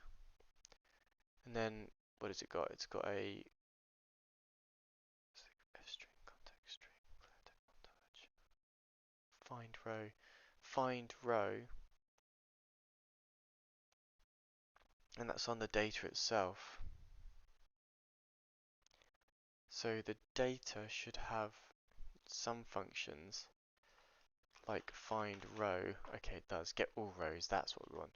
And what does this do? Outputs of T. Okay, good. And this is on what? This is on the class uDataTable. Okay, and an F table row base table in data table.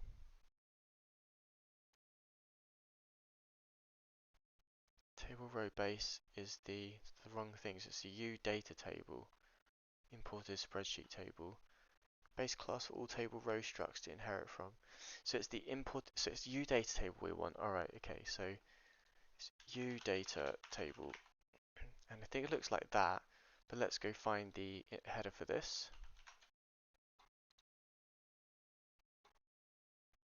That one there.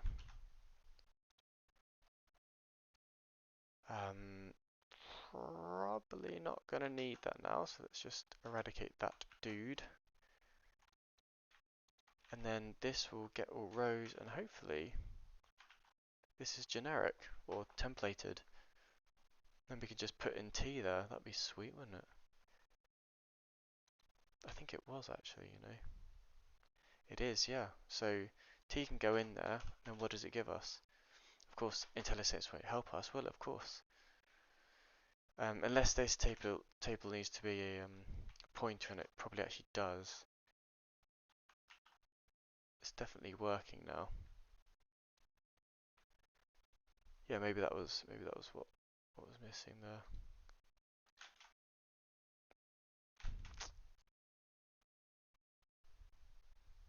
Mm.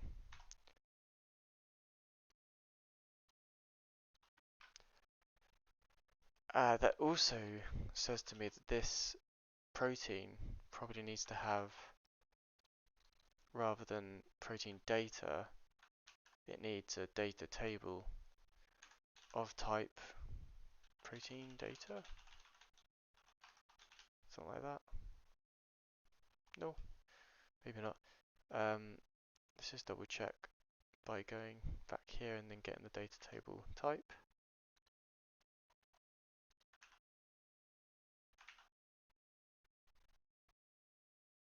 I guess not.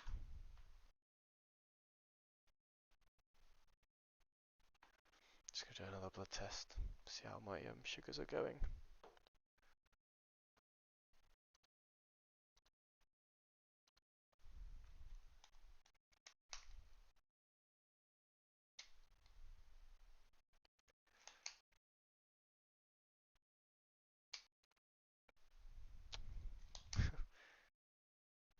I could do so many blood tests.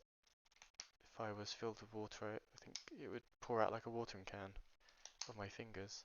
Can't find a blood vessel. Come on. Or capillary. That's what I meant to say. I get a bunch of capillaries there, and I didn't put the test strip in.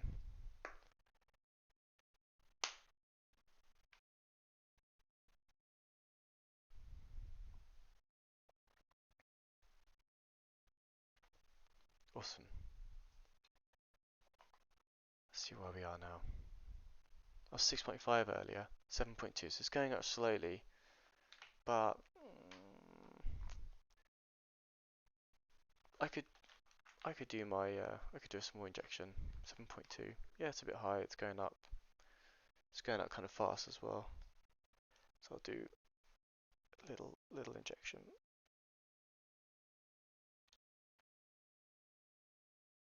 All right, cool. Boom.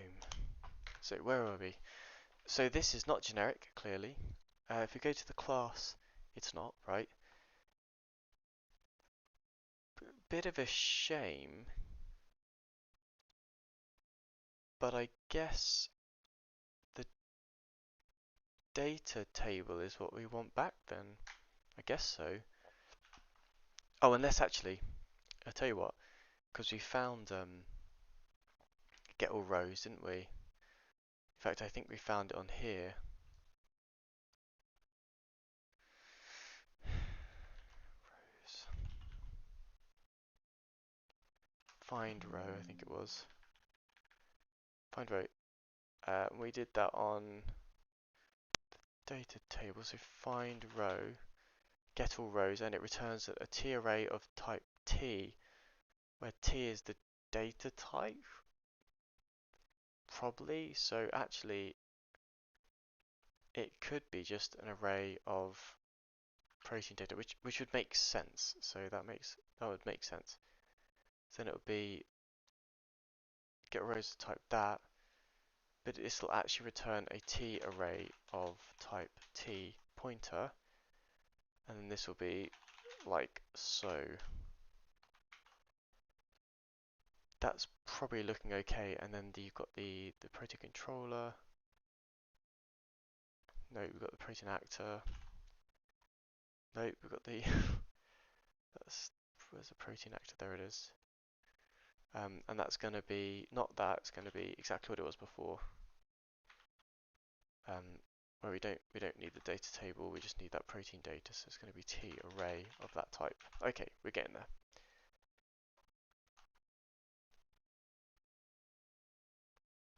Good. Now that's great. So now my controller needs to load that stuff in. So it in itself needs to have protein data. Load protein data will be an accessible function, and inside that function we'll just say, let's go and get, yeah, okay. So in this controller we need a constructor, something like that, and then in here we'll say like so. Make this I think that's it actually, and then this will new up a service. So we'll have a private service here.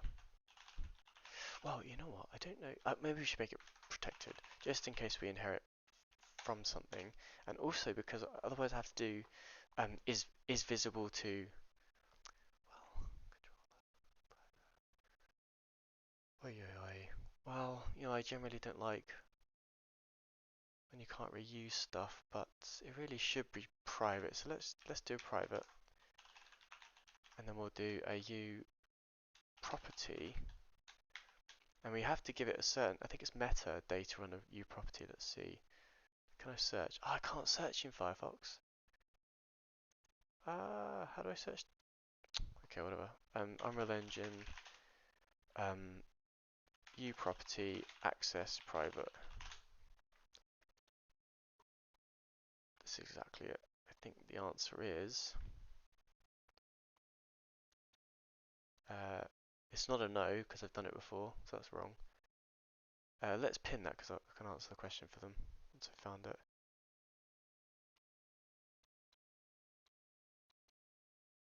This is wrong.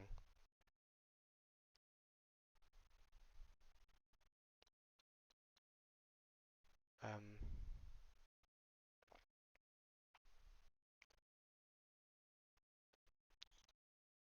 property allow. Yeah, okay. Allow private access. That's the one.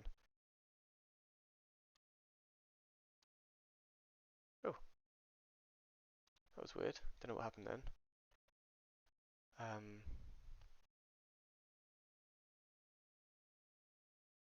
Meta allow private access true, and that is the answer for this. Let me go sign in. Let's answer that for them.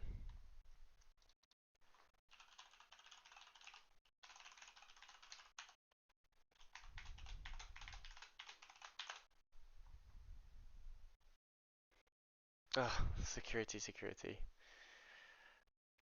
Why am I doing it here? That's a bad idea. Yep.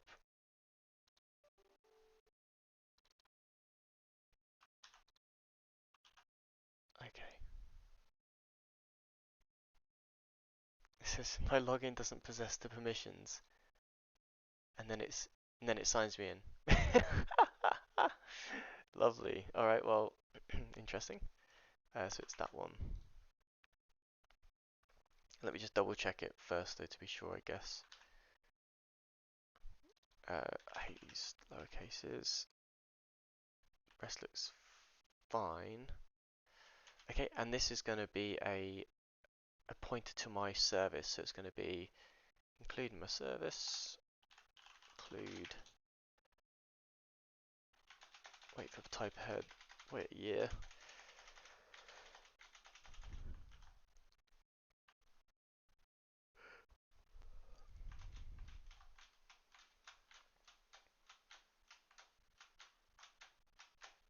I think it's just services, but I'm not entirely sure. Maybe it's back because we're in the controller. Yeah, it's probably that. And that'll be data table loading service dot h. I think that's right. And that'll be u data table loading service pointer the data table loading service, and then this will do a new object equals new object of type that s. I think that's it. It doesn't like this, does it? What has it got on the type ahead yet?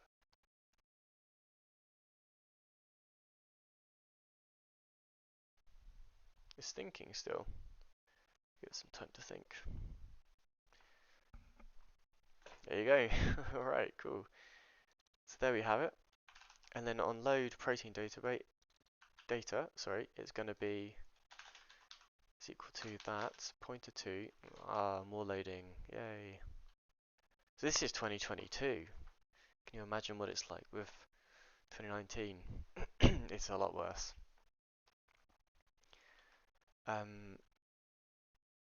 But that's interesting because we've got quite a lot of stuff going on here. We actually don't load data from data table. Then we'll give it a type, and it'll be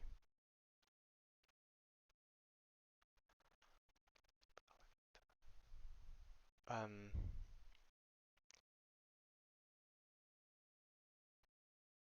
it'll be whatever the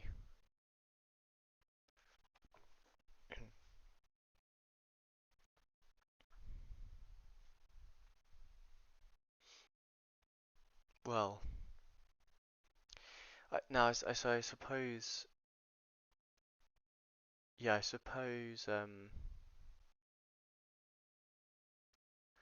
this would be called from a like a button click or something on a UI, and you say, hey, load the protein data, or it could be on the game instance. It loads right at the beginning. Either way, I think this needs to be past the data table. Yeah, because I don't think I've yeah got a data table here, and in fact I think I actually put the data table on here. So in fact, I'm just going to comment this out for now. So I've got my protein data here.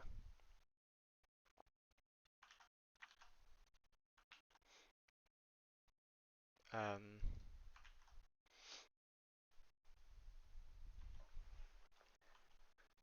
Now, is that the right place to put it, is the question. I guess the protein actor doesn't. It should probably have access to its data, so maybe it can come from the. Yeah, it can come from the controller. I tell you what I'm going to do. I'm going to have an hour's break, and then I'm going to come back on, because it's 2 hours and I'm feeling a little sleepy. So I'm going to have a little rest, and I'll come back. Um, when I come back, I will try and glue these parts up, so that maybe there's a button in Unreal Engine, and then you'll click the button, and oh, you know what? I just want to do it. Let me just go get some water.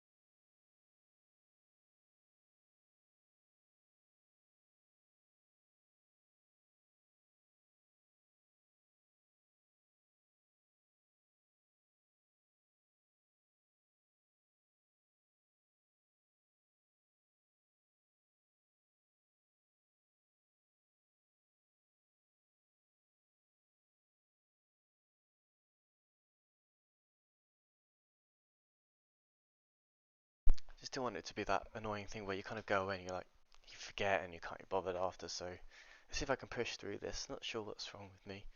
It's not that late. Okay, right.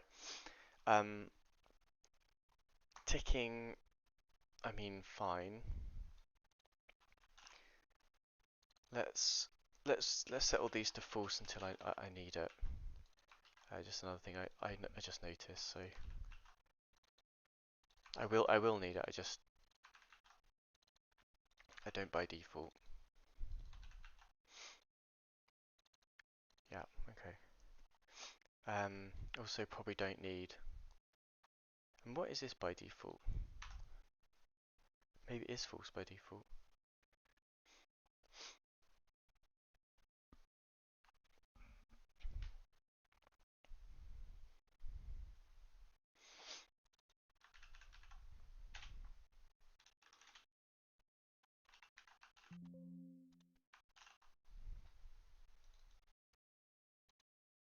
It might be false by default, hard to tell really.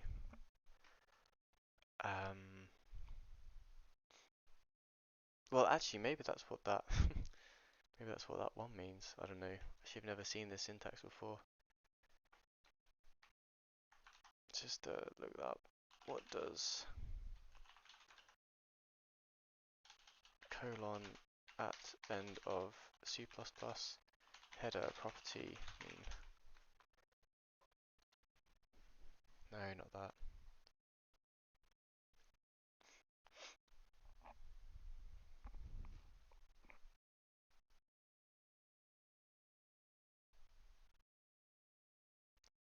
It's a piece of punctuation. It means different things in different places. It's a bit like how dot usually means a method call. It also means a decimal point. In a class or struct declaration, it creates something called a bit field. Thing is the size of 2 ints. Thing is the size of 2 ints. The first 4 member variables all live inside the first int.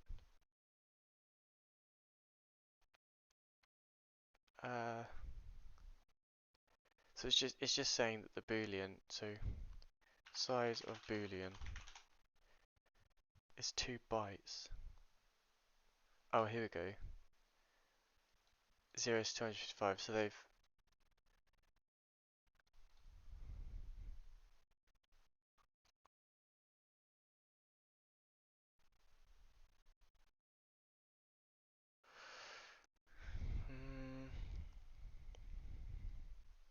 or is this just the default value?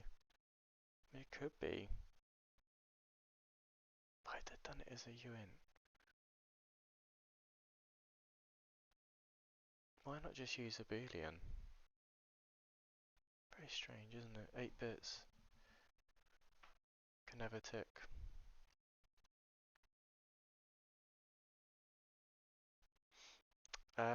Okay, whatever. So that was completely irrelevant anyway. Right. So I want to go back to my protein, and my protein is created in the blueprint, and the blueprint will have a way of pointing. No, it'll have data for it, but maybe I should also denote where the data is coming from. So yeah, let's do that then. So this will actually have a data table on it. That's going to be whatever this was, udata table. Like that. Protein data table. Heck yeah. And I think I don't know what that was, so let's go here and go and grab it. Good.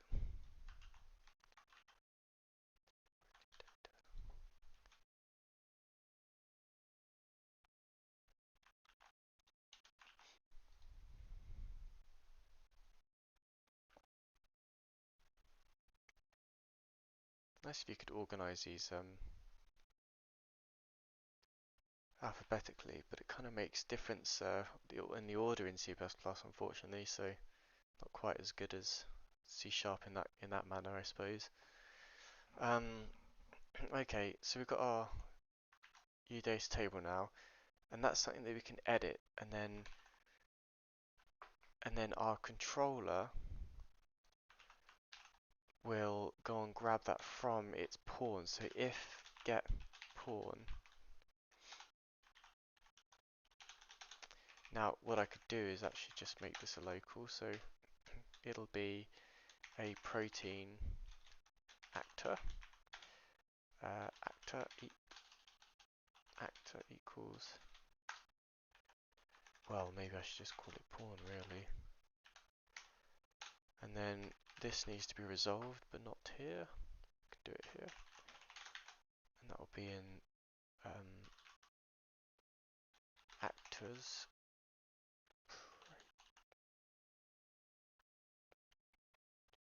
teen actor.h. Yep, that's correct.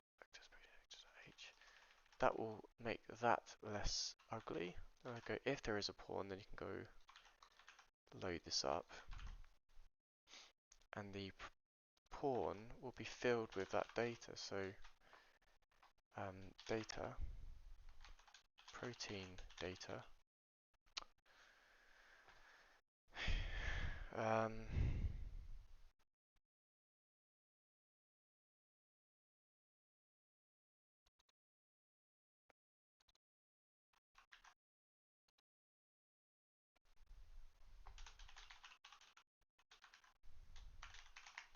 okay, a couple of things going wrong here. So this can't be right. Which is interesting because I've been doing that everywhere else. Oh, you know what it is? It's that it can't access the so I have to go I have to go out a few. Let's see, private is the other, it is.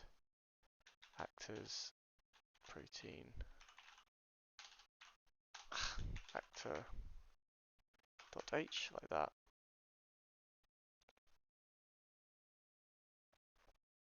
They cannot open that. So hang on a second, so what about that?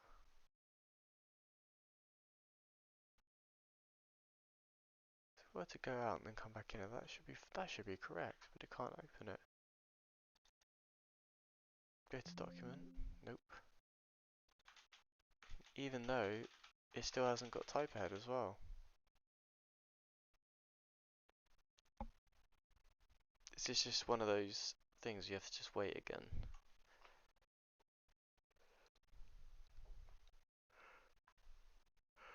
So, come out, then we've come out here.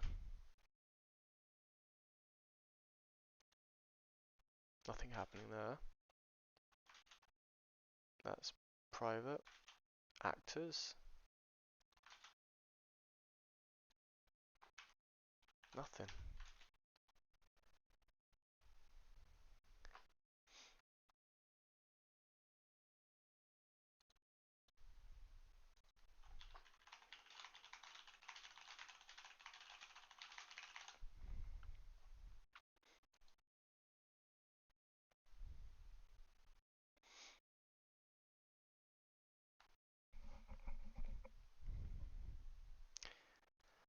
Yeah, because it goes into a folder called intermediate. I think what they're actually saying is that it could just be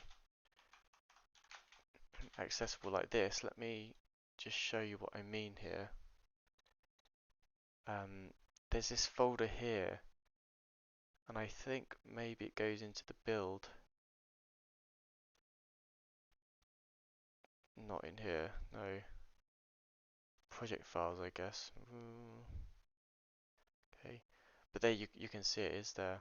So, bit confusing, I have to say. Considering I already did. Anyway, whatever. So that should stop complaining now.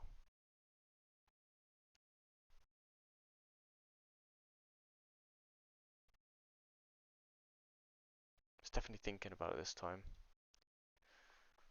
It's definitely thinking about it this time. There we go. Alright, okay, cool. And I think the get pawn is a type, so I can do, as a template, do that.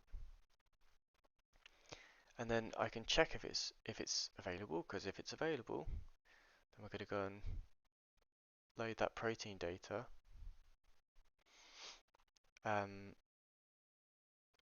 Now, is the thing, how does this work again? So load from data table, and we're going to want it to come back as a that. Yuck. And then this takes, what, a data table. Okay, great. And that will be that. And the results will be fed into the pawns protein data.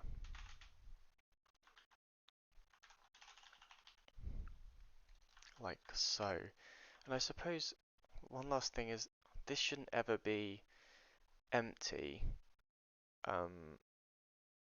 Now I still feel like I should protect against it, so I'm going to do that. If data loading service do this, otherwise we need to report an error. What does this complain about now? Data stage for user conversion, user defined conversion from TRA to TRA protein data. So I think I've probably done the wrong signature here, maybe.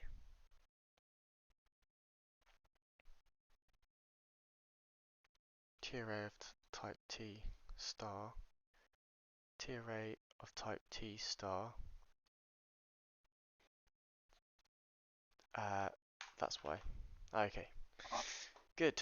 Right. Yeah, so I just need to do some error here.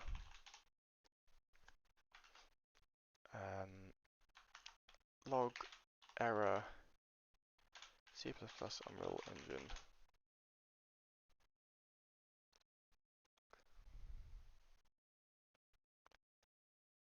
Log temp, log macro accepts a minimum of 3. Okay, let's read this. Logging is extremely important. When coding, we may sometimes want to send, yeah, it's possible using the log macro. How to do it? In your code, enter a line of code using the form. Turn on the output log. Log macro accepts a minimum of 3 parameters. The log category, we use log temp here to note a log message in a temporary log. The log level, we used a warning here to note a log message printed in yellow warning text, a string for the actual text of the log message itself. Don't forget text macro around your log message text. It promotes the enclosed text to Unicode. It prepends an L with the quality set to run with Unicode on. Also accepts a variable number of arguments just like printf from the C programming language. Good. And then there will be an asterisk just before string variables when using uilog to dereference the string to a regular C style tchar pointer. Okay. So we'll just copy and paste that then, I guess. Maybe that isn't quite required, but this one is. Good. How are we going to do this? So we'll do, I mean, to be honest, we should really feed this through a logging service, but we can do that another time, right? So a protein controller, load protein data. Let's say this is an error.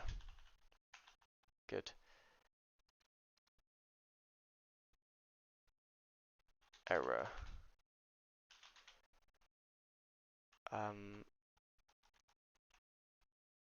Well, it's an error. It knows it's an error, so we're good. What I want to say is data table loading service was null, is null. And then I suppose I guess we could do the same for this. Let's see, that there. Pawn is null. Good. That looks like a good service, a good controller. So go and get the pawn. If there is a pawn and there's a data table loading service, then we will go and load data from the data table provided by that. Oh, and I should also do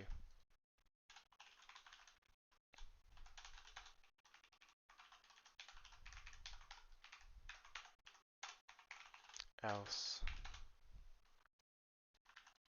this.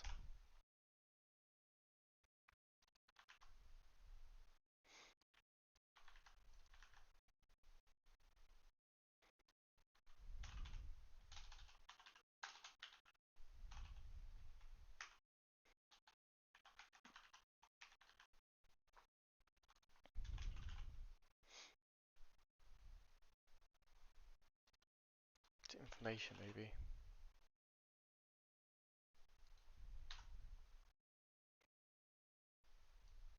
warning, warning, warning, e-log verbosity. Let's go see what that is.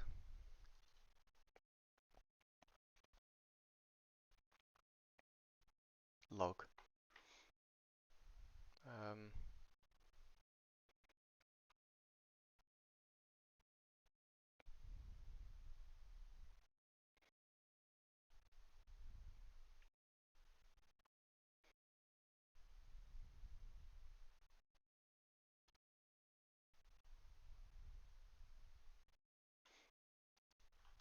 display.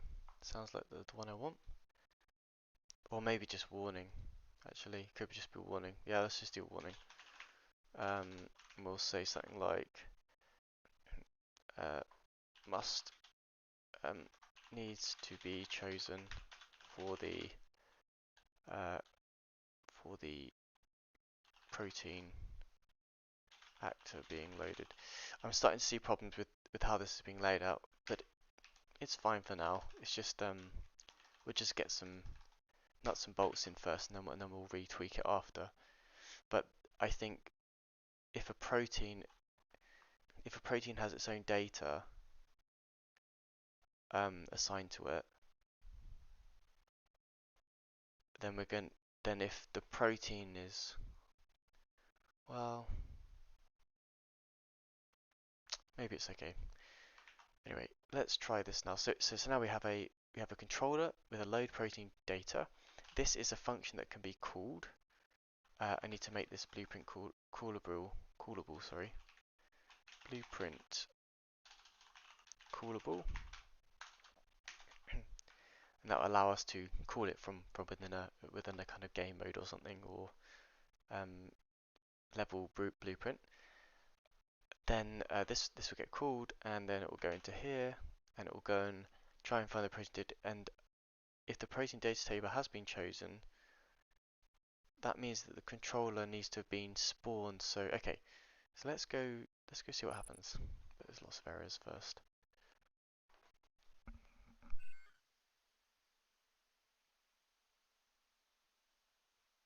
Yep, that's how that works. Inappropriate star on variable of type F protein data cannot have an exposed pointer to this type. That seems fair enough. Reload all. So it's not an array of pointers. Good. And that is on proteinactor.h. Cool. Makes sense, makes sense, makes sense. Let's see if anything else is relying on that star. I don't think it was, but maybe I'm wrong. Okay, next one. Declaration of pawn hides class member. Fair enough. I remember why I don't do it.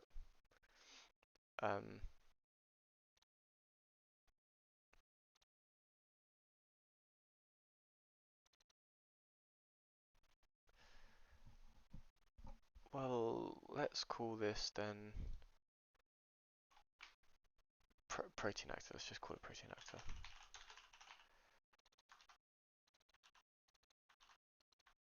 The only thing is, if I want to copy this, it gets a pain in the ass.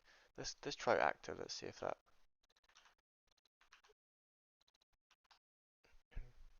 Or maybe maybe retrieved pawn. Retrieved pawn. Yeah, I like that. And this has got some problem with it. Protein actor. Protein controller. So we've changed that to retrieve pawn, but there's an error here it doesn't like in the other one. And it's saying no operator matches. TRA protein date. Okay, so this has been a bit faster, that one. Okay, that's interesting. 2019, well done. Now we are assigning it to retrieve pawn, so that is on the actor. clearly I've got something wrong here, but that's already been updated. So this needs to be changed, and thus that needs to be changed from that, and that therefore is now okay, I think. Yeah, good. Is this interesting because this already almost has its own service, but I might need to do some processing on it. So it's you know, one might say maybe it should have been a protein service without the template, and I might go and change that back because maybe this in itself is service enough to do this kind of underlying parts. I think I might change this actually. Um, yeah, I might change it to a very specific protein service. Um, the protein service. Yeah, that might be worth it. I think I might do that right now actually. It's very generic like this. And it doesn't need to be because it's already trimmed out. Load data from data table. But then again, I could do some extra checks and stuff. But then again, I could use a base class to do that. That would be this base class. Yeah, okay, let's leave it like this for now then. Let's see if that works.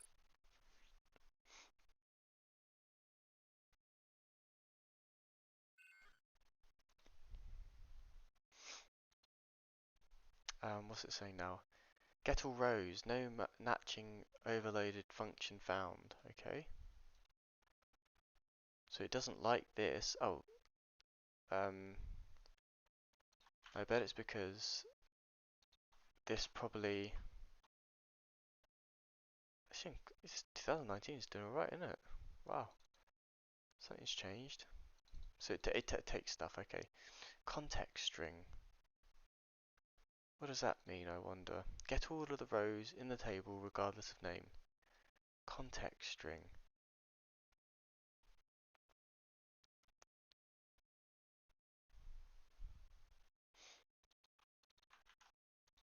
Context string.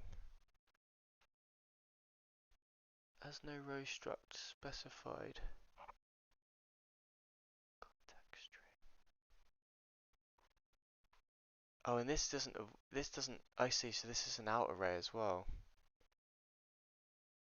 Okay, so actually, I'm not sure what the context string's talking about, but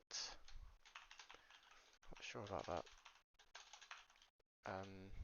Rows returned.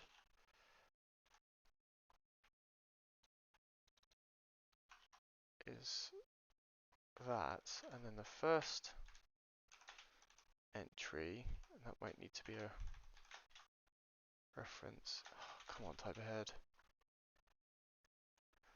Context string. I don't know what that's for.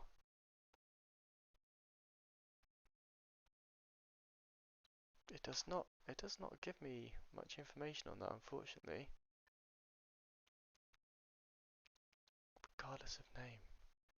Context string gets used in a log, but it doesn't get used in the actual stuff, so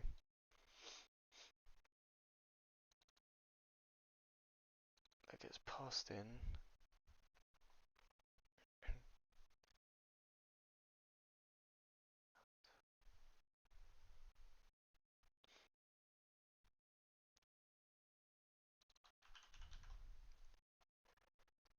There's a lot of mentions of it, so hope one of them explains it. Doesn't look like it does. Well, I guess I don't really know what that's for. Thanks for telling us. But it was what? It was a F. It was a teacher F string. It's an F string reference. Reference. Fine. Let's call this I don't know. Cause no idea what it's for. Load data from data table. Mm, let's try that. And that would return this. Rows returned. So now this service is starting to become helpful now. Okay.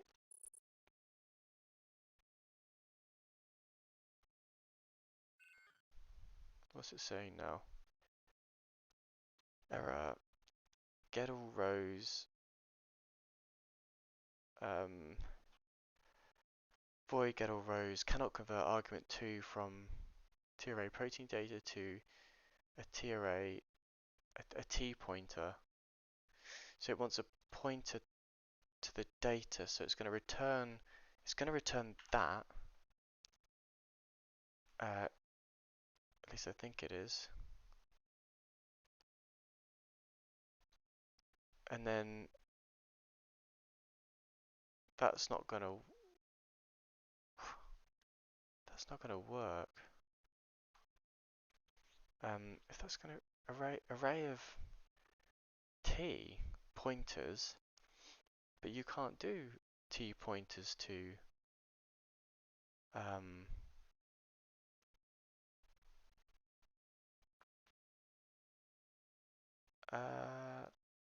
well, okay, let me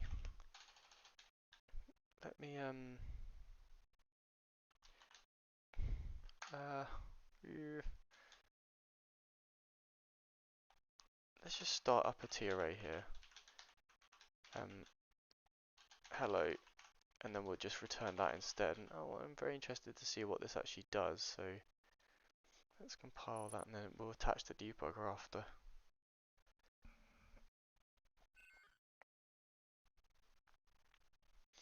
And then what is it saying? Get all rows cannot convert argument 2 from TRA pointer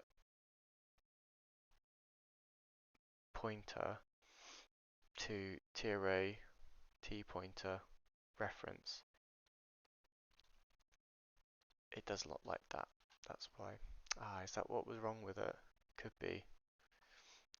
Let's just try that again, because that makes more sense, to be honest. Return rows returned. Okay, see what that shouts at me for.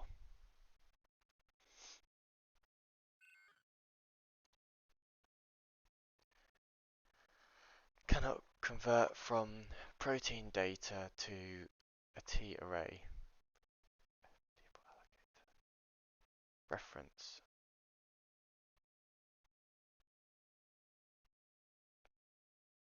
So almost feel like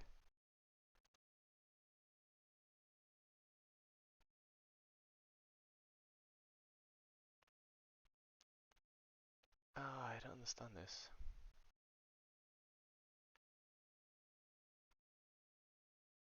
What's the time? 2:30. Okay. Just need to plan for something. 1 second. I will be back on this. Just got to do something.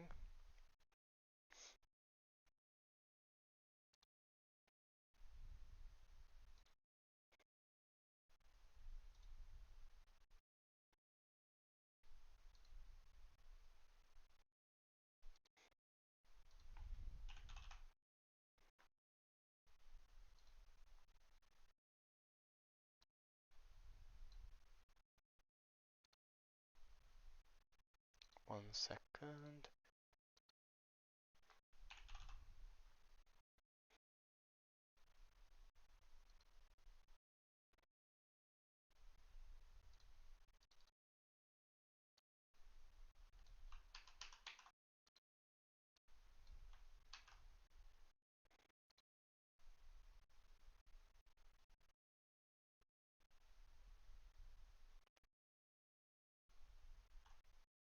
And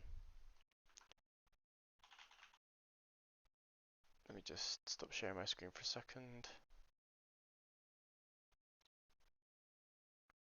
Sorry about this.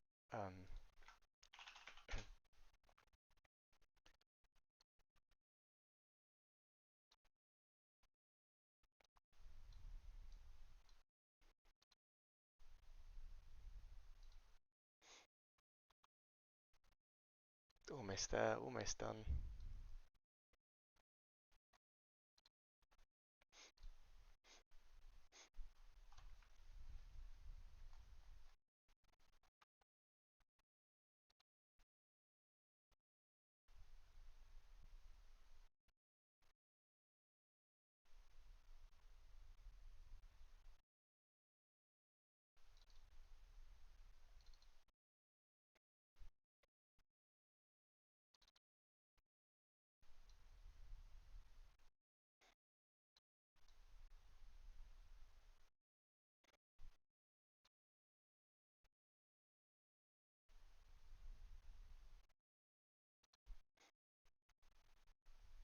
Okay, I think I'm good.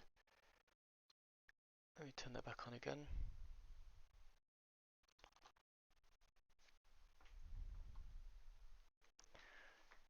Okay. Um, right.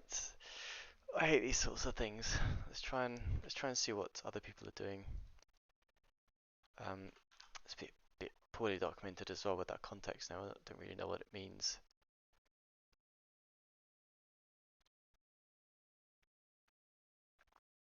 Get all of the rows in the table regardless of name. It's got an out array and it's a pointer to the type that I want.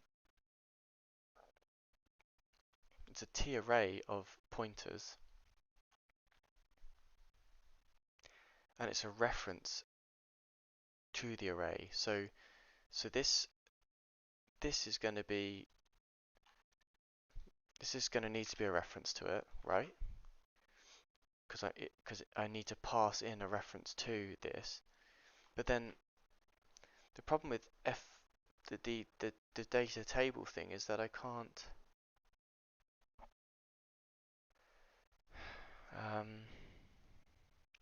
have them as pointers. So there's something a bit strange here, I have to say. And that is quite simply that. F string, context string, out. Here it is. Out row array.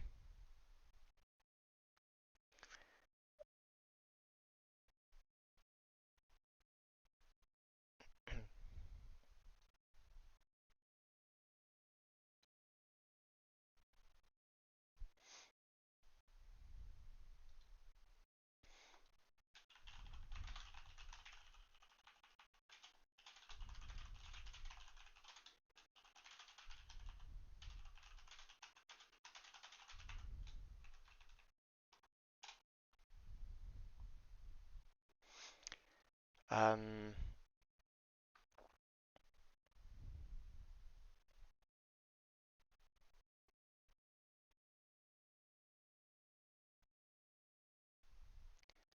so I don't really understand how this is going to work. And this throws an error, so if I go back to this, yeah, these sorts of things really slow me down. It's really annoying. That can't just be the answer in front of me. Where's the bar gone? Oh, this is on the side. Okay, so go back to errors. Where are they? Oh god, compiler log. Okay, it says error. Void get all rows with a f string and a t array. It cannot convert argument 2 from a pointer to a reference. So that says to me it doesn't need the reference. And let's see if we can make sense of that, because this requires a reference to a T array. So if I pass in a reference, because at the moment I'm passing in, oh, unless T array is the reference. That's right. That's right. Okay, fair enough. So that gives me another error.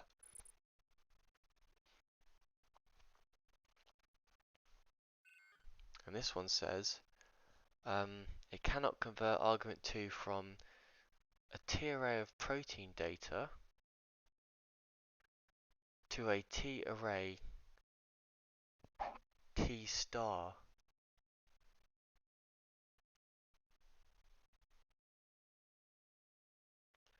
reference. So this is saying that this is returning out a TRA reference. So I wonder if I then C++. So I can't do that because that's returning a reference. But if I did, maybe this has an actual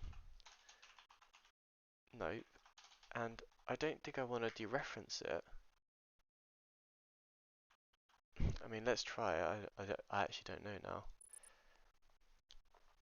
I should really learn this stuff properly. You'd think I know it by now. Um,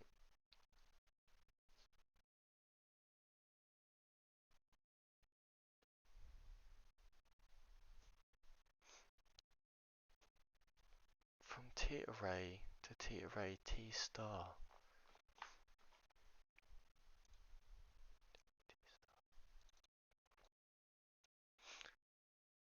I mean, that's because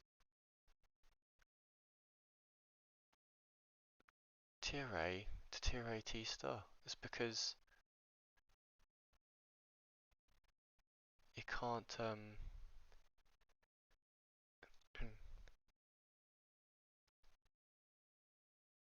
I don't think this can be done, you see. So if I was to put that in, then maybe comment this out and let it return whatever, I think it will complain about it being an illegal move.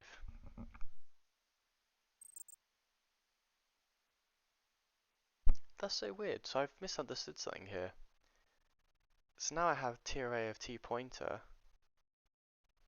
How the bloody hell do I get the actual...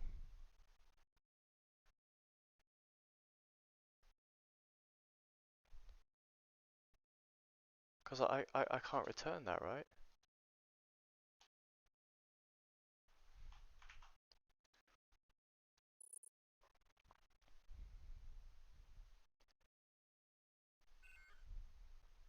What does it say? It says return cannot convert from T star to T array. Yeah, I agree. And I can't just so if I dereference it, I would have to like iterate over each one and dereference them.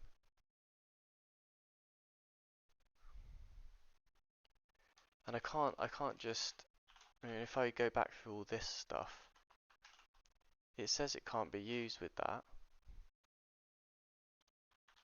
Yeah, this is stupid. So how to use get all rows, Unreal Engine, C++. Let's just, I wish it just return you what you'd expect.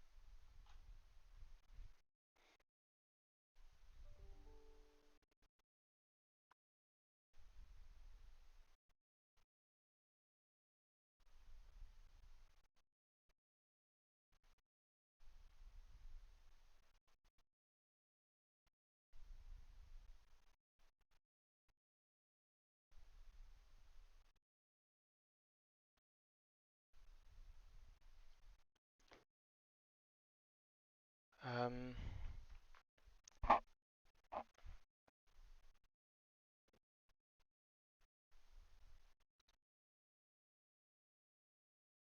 get all rows.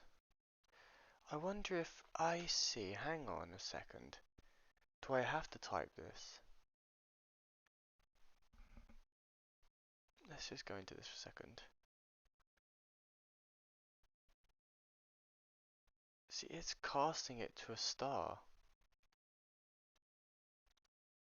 Out row array. Out row array is just...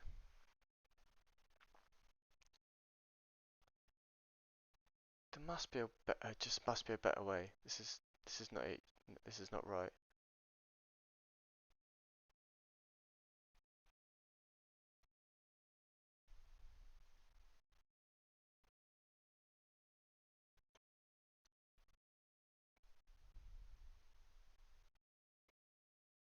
I'm not using the right thing here.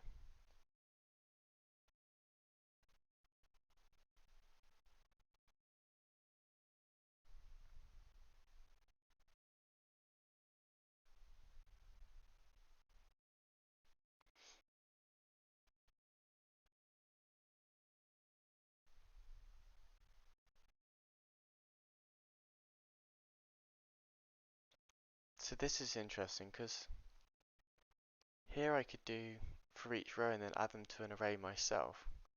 But surely they have one for me because they are literally giving me a get all rows. Why do I want pointers to it? Out row array. And why is there one like this? Okay, goddess of name.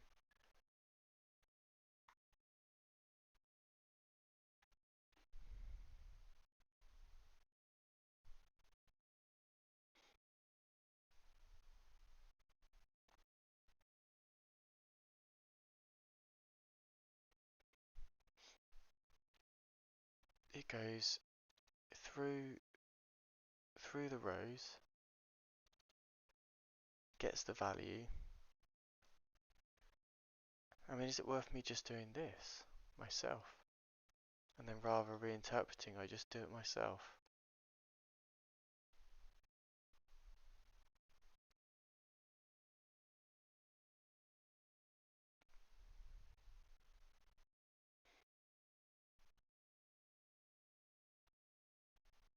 I'm very confused. Reinterpret cast. What does that even do? Reinterpret.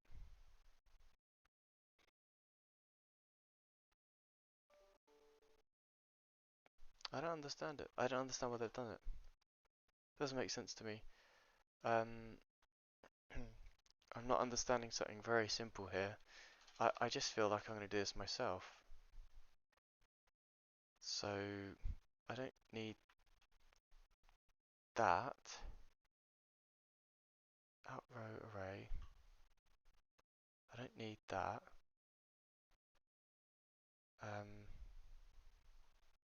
Oh yes I do. So it's saying reserve the number plus get row map number. Okay, we can do that I suppose. An out row array is a T array T star reference.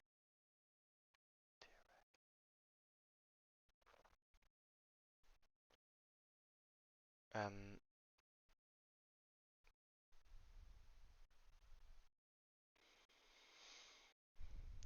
so I don't really want to do that. I want to go through, and I don't have access to row map iterator. That's annoying. I cannot believe this is so weird.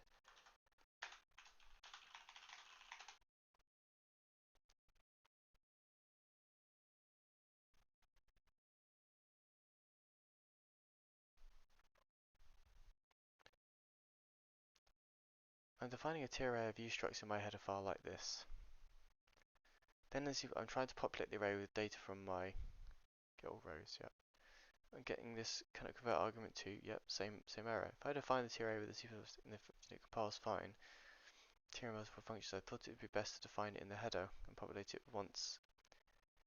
Look on error more carefully. Function wants array of f star pointers, not direct data structures. Notice the star in the type. You will need to make a different array with f star map data lookup table type. Manually copy content that pointers point to your array. It's that way to avoid needless massive data copy into memory, so it only gives you pointers to that data, and if you want to, you can copy it. I would say it not recommended because you're just doubling the memory. Ah, so that's why. At least I understand it. That's good. Um, so it wants me to copy the values out myself. Ay, ay, ay.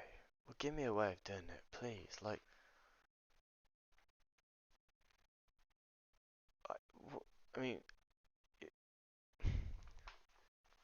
gives me pointers to it all. So why can't I just do this myself then? Because that's really what I want, right? So I don't want to do this. I want to just I want to get the stuff out, right? So I want to just return the rows returned, and I want to have pointers to those, and then this is in my protein controller, and this gives me back that.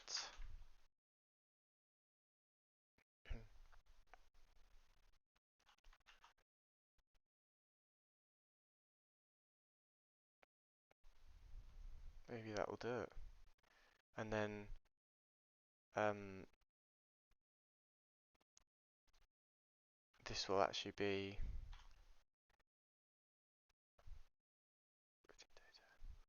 rather keeping.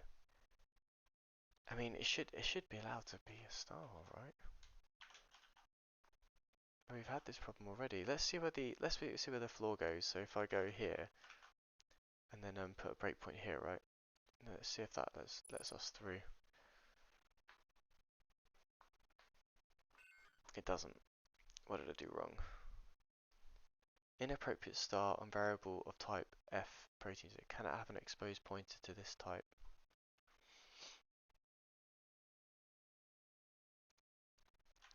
Cannot have an exposed pointer to this type.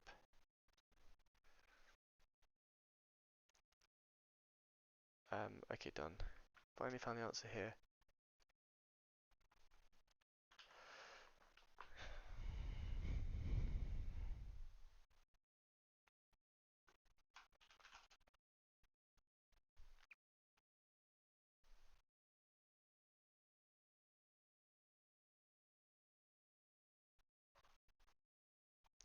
So they are saying you keep a reference to the original pointer that's returned. God, this is awfully complex.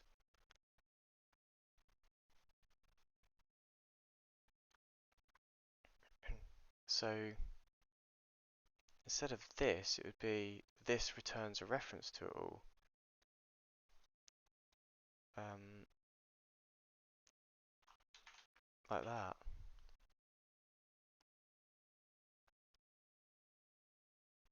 And this means that we've got a T array. I think I can do this. I don't know if I need any. I think it just gets the reference. So this would then give me a reference to this.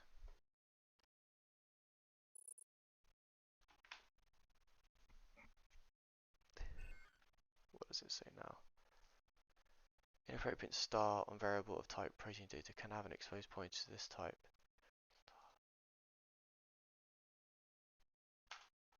I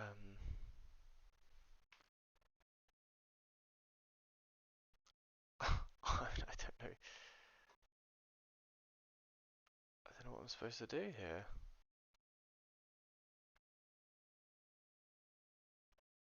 I guess I do have to iterate over this data, and because it's blocking me. It's not letting me do that.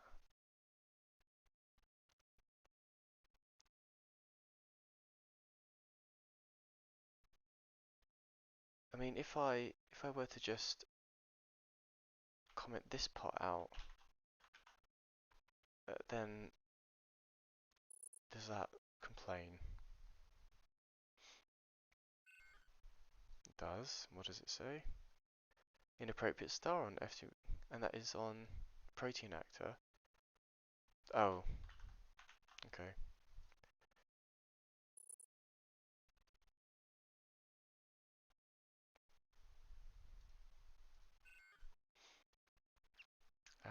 Returning address of a local row or temporary rows.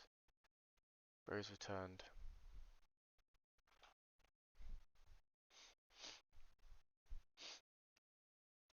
So if I return that instead.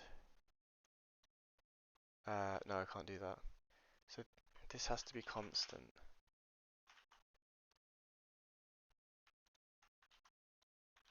Like that.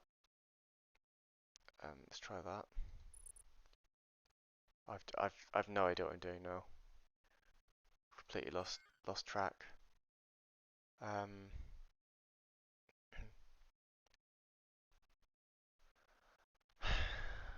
It says error cannot convert argument 2 from a protein data star to a protein data star reference.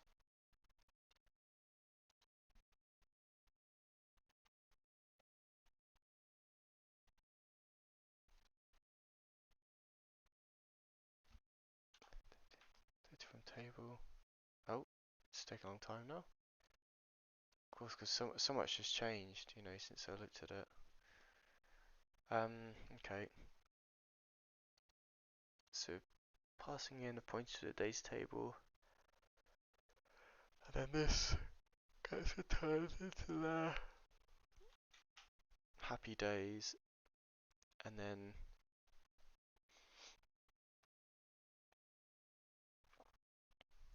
it says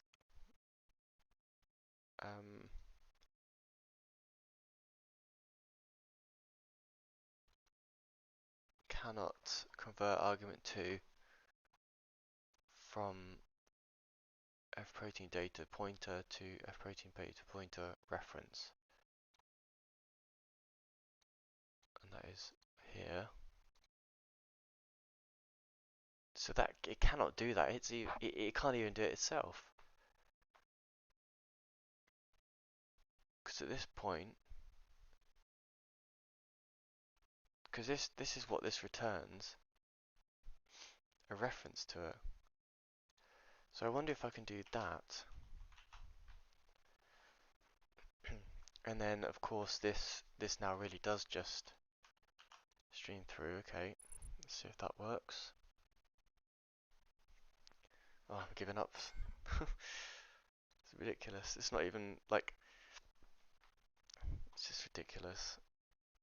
And then it says rows returned references must be initialized.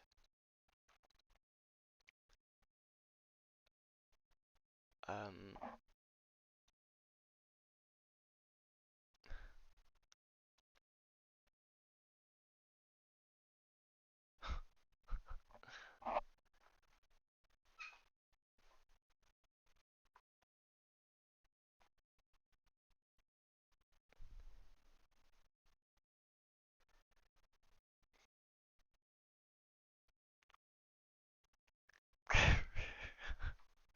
this can't be right. You know what? When all else fails, just go back to what you know is going to work. So I'm going to do this. I'm going to do that. I'm going to get all my rows. In fact, I'm going to do a for each on them, which is something I can do.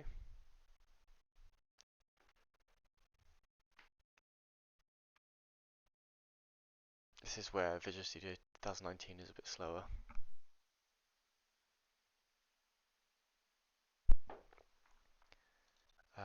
Yeah, let's go and do this for each row. Yep. And we'll give it a for each row takes a type T.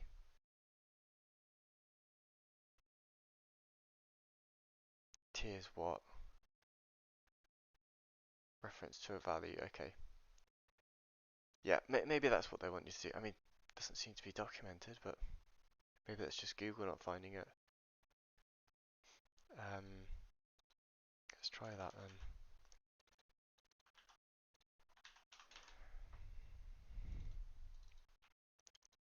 We'll just give it this weird context string. I have no idea what that is. And this time we'll give it a predicate. Which I think is like that. And it looks like it's that.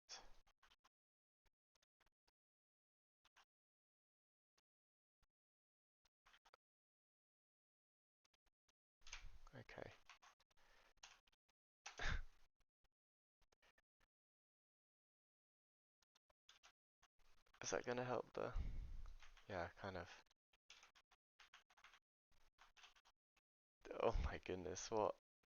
Does it not... Oh man, I'm getting really annoyed now. Okay, well, we'll have little weird indentation there.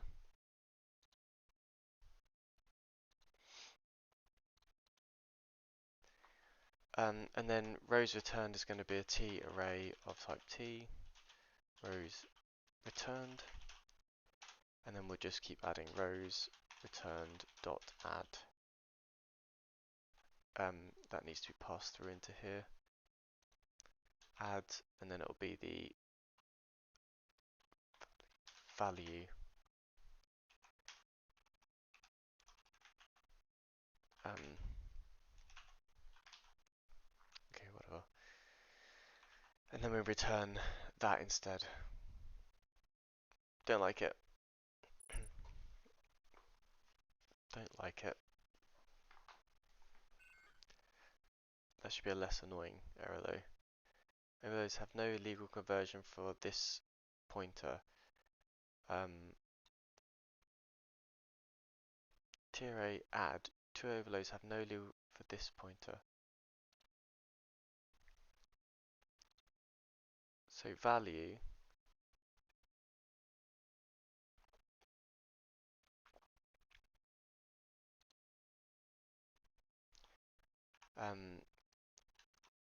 row type. Let's just get that so I don't confuse myself. Printing data, F table row base. It's going to be an F table row base, like that.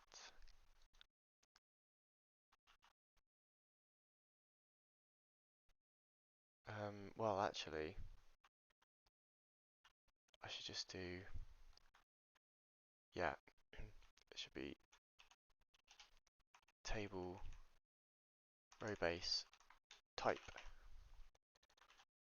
Table row base type, table row base type. Okay, so that's one problem that I just am not sure that's going to cause a problem because we've got T here, and T of course is going to be the so maybe T is okay, and then T gets converted here, and then what was the error again? It said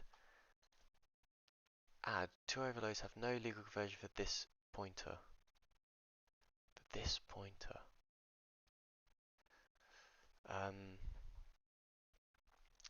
So this value here, which is just being worked out, let me go to the other one whilst it's doing that. This value is a T reference, and maybe I need to dereference it to get the actual value out of it, which will be the T type. Let's try that. That might be it. That might be it.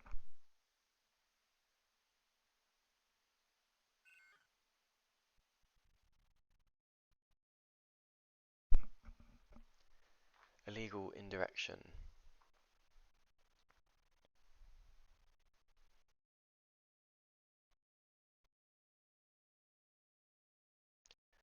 For each row, no matching overloaded function found. Could not deduce template argument for const t. So this for each row is actually typed, so that needs to be like that.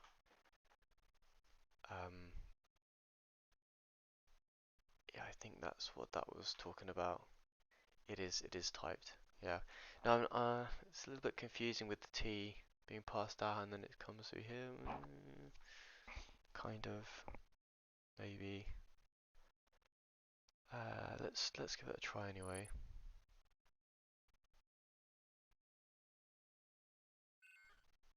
Now what?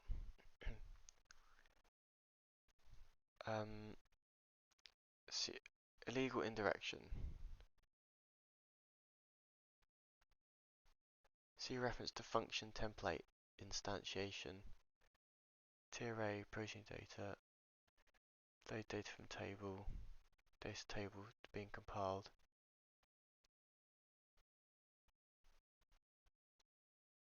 Illegal indirection.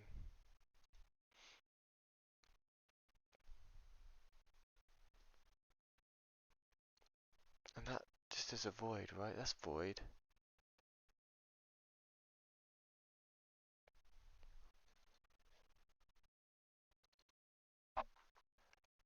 Oh, hang on. What is a T function reference?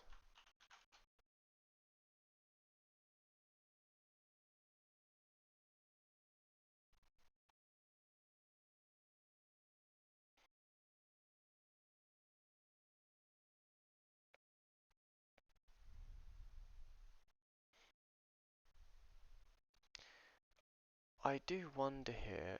I wonder if I do something like that, um, or maybe even I can't quite remember the syntax, but I wonder if there's some issue with that. I understand the error is not saying that, but I have some recollection of these things that's worrying me. So it wasn't that. Um, I'll just try the last one. I can't quite remember the difference between those two.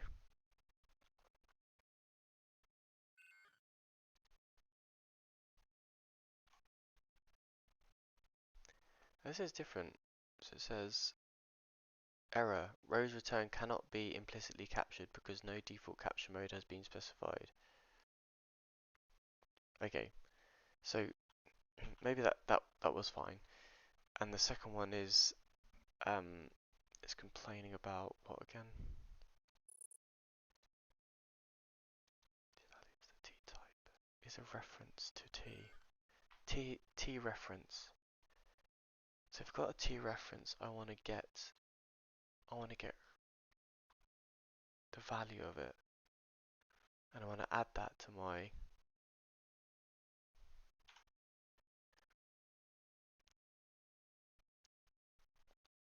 reference to the item. See, that kind of makes sense to me. If that's a reference, then that takes a reference to a reference.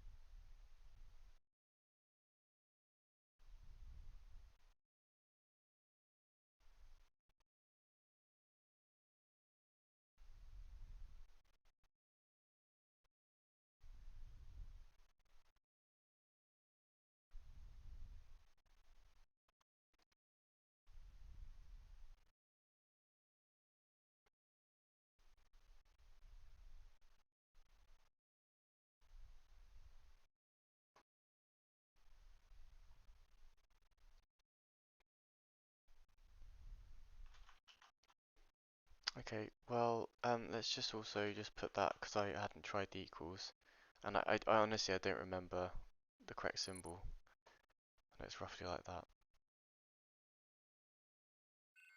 Okay, good. At least it's not going to be that related now.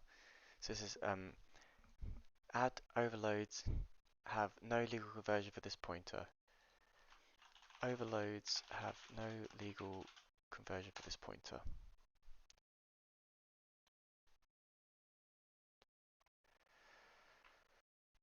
Okay.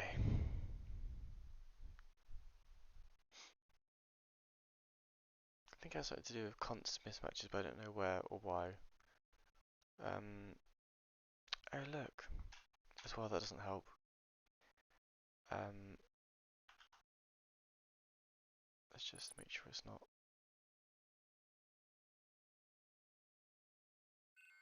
Nope. Cool. Okay. um, I have a vector of shapes and sprites, and when okay, render is declared with the const after the parameters. This means it does not change its object, which means that all of the object's member variables are considered constants with render. I've changed their state. Assuming shapes is a member variable, and that set position does change the shape, i.e. not declared as const. You cannot call it within a const member function. So remove the constant from render and you'll be fine. No.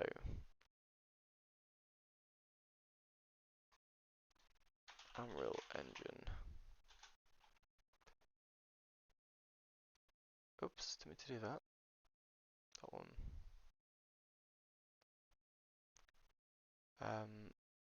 Problem was adding some keys on line 3. The constant in the for loop needed to be removed. Have I got... I don't think I need to do that. I mean, it is... Hmm.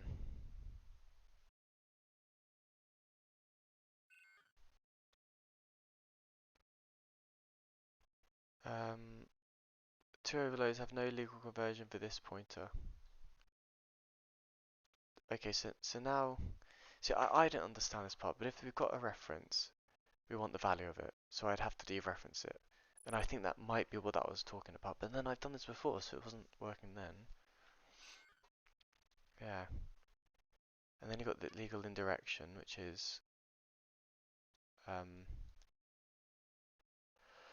for each row, cannot convert argument 2 from a lambda to a t function reference. So Unreal Engine t function ref. I think I'm just doing this wrong. Functor type in funct.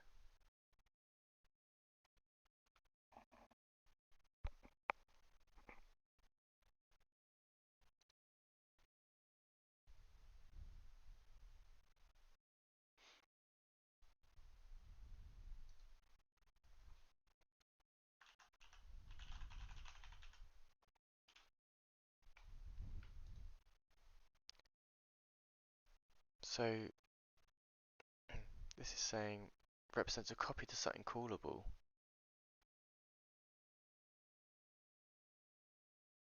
When declaring a t function, if the parameter names for funct type are optional, so a t funct represents a reference to something callable. It doesn't really help me.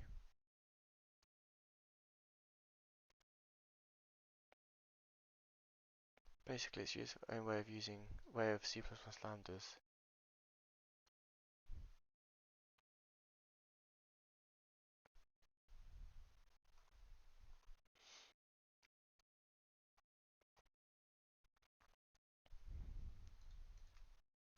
Let's try an example here, maybe. T function ref example Unreal Engine.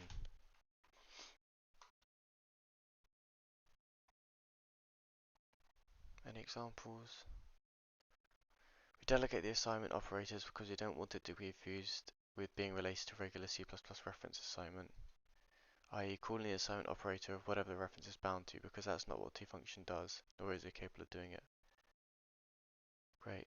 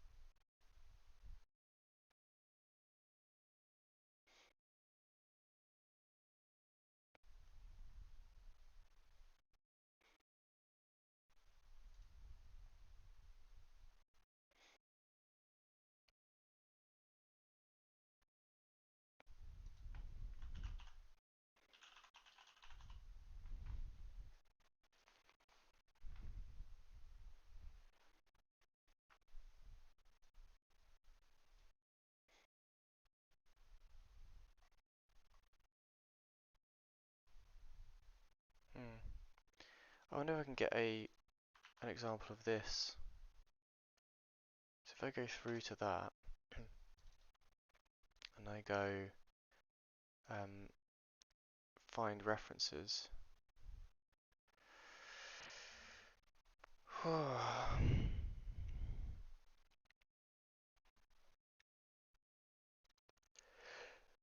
Okay, let's instead then try a real engine for each row.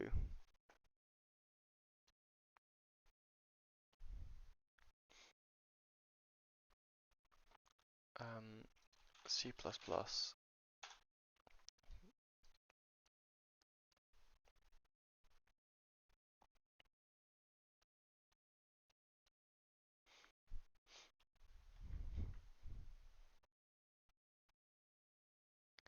it's got ability array, get row names.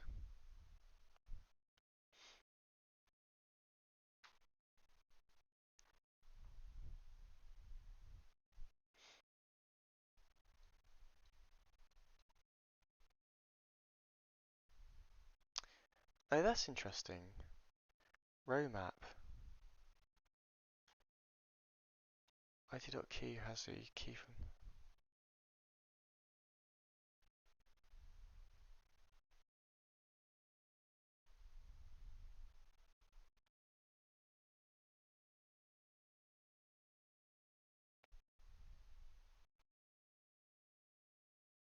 get row map. Oh, okay, this looks a little more like it. Let's try this out then.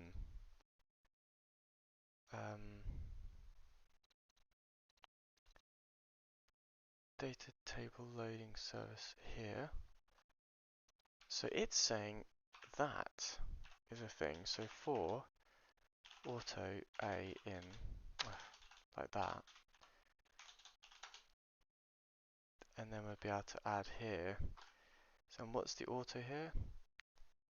Get row map. What does that give you? That gives you fname and a uint.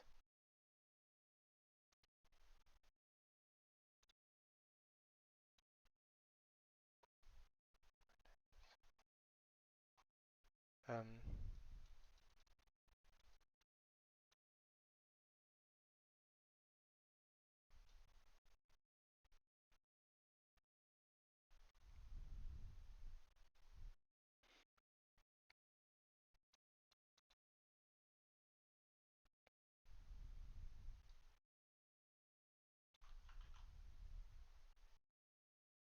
Reinterpret cast. What is that doing? When to use, I like that. When to use reinterpret cast.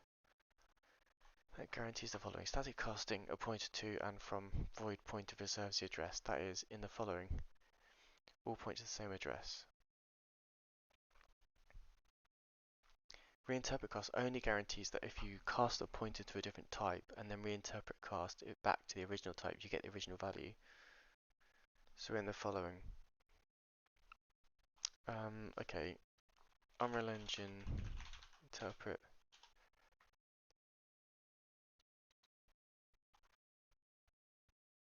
Casting to T as a pointer type should work nice on most. It works well on that fact that all pointers have equal structure, size, and according to standard, it's an undefined behavior, and once something maybe go wrong.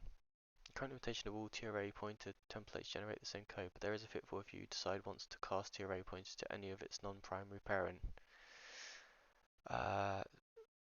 Because in this case, these two arrays have a different. So if your classes have only one parent, it's possible to use this hack.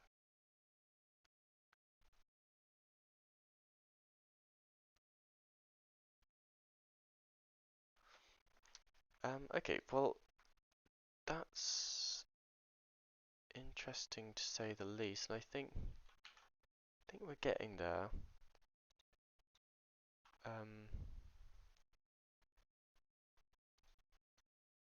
Let's see where I found this. What did this guy say? It said it.value has a pointer to a struct of data. You can safely cast it to your actual type. So if I did something like, so a.value, and then cast it to T,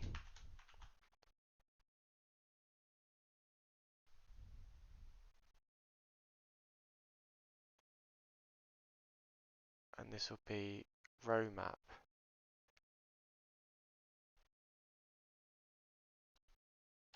row map, row map.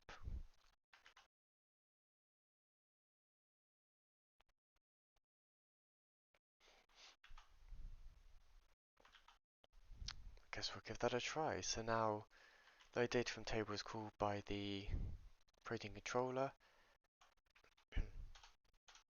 like so. Pass that in, and we get an array back, and then we pass that into there, and that is all looking prime. Oh god, please work now. That would be so much better.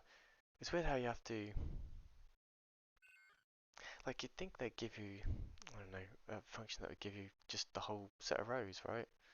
Or you could maybe iterate through it or something. I guess it's thinking about really big data, maybe. I guess we will need to do it for this as well, but A undeclared identifier, yeah, of course. That's not a problem. We can do that one. So go to our protein controller again.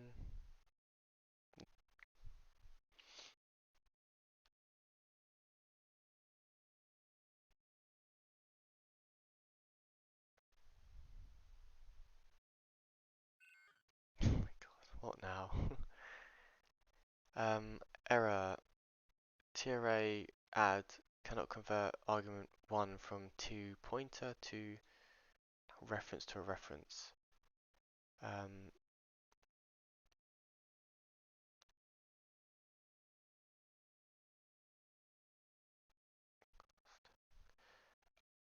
oh, I see, because cast is specific to pointers. Look, it's always going to return a pointer, and that's what that reinterpret cast is for.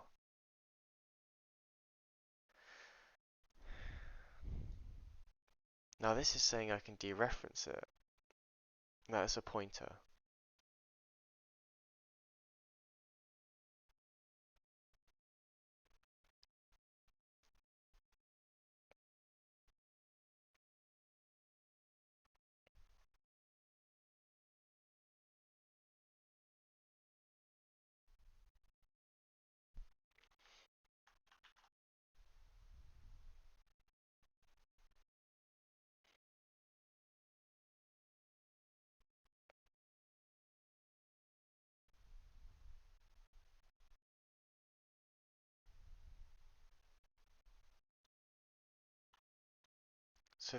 So the problem is uint8 does not describe this very well to indicate a generic pointer. Uint8 is a pointer.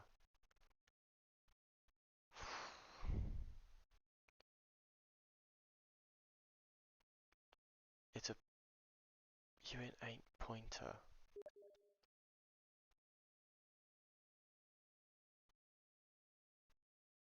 I have no idea what that was for. No idea. So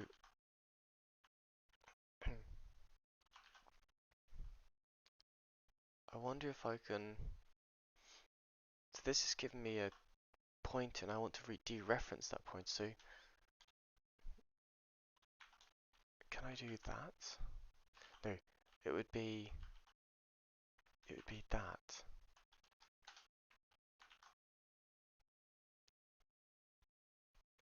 Because then I would have pointer comes back, and I want the value of it, so I have to dereference it. Let's dereference it. I want to get the value of it. But let's just try that. I'm a bit confused now. I might need to go and learn up some of the C++ pointer reference stuff again. I use Unreal Engine like almost daily, and I just have not had to do this before. Cannot convert from uint8 to protein data. Oh, but that's good, because it did actually try to do that then. That's awesome. I wonder now if I do that and then dereference it then. That would be interesting. Because I actually converted it to how I expected it to convert it. What is it saying now? Zero reference to function template instantiation. Error. None of those could convert all the argument types. So let's try that reinterpret cast. I think it was that.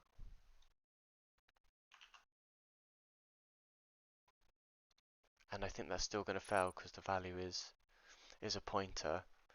But then maybe I can dereference it after. So I bet that works. And then I'd have to do that. Should really look this up.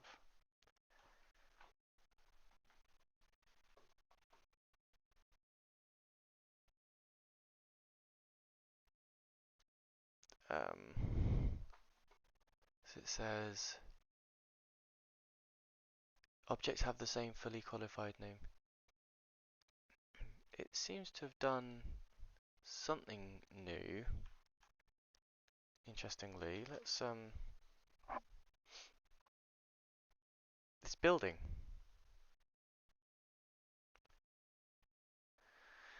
Okay. I don't trust it, but it's building. So maybe we should do this first.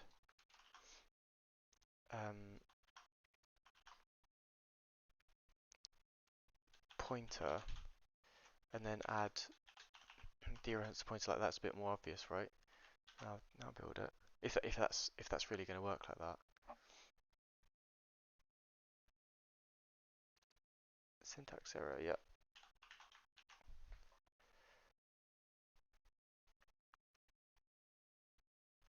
Okay, and let's open this up.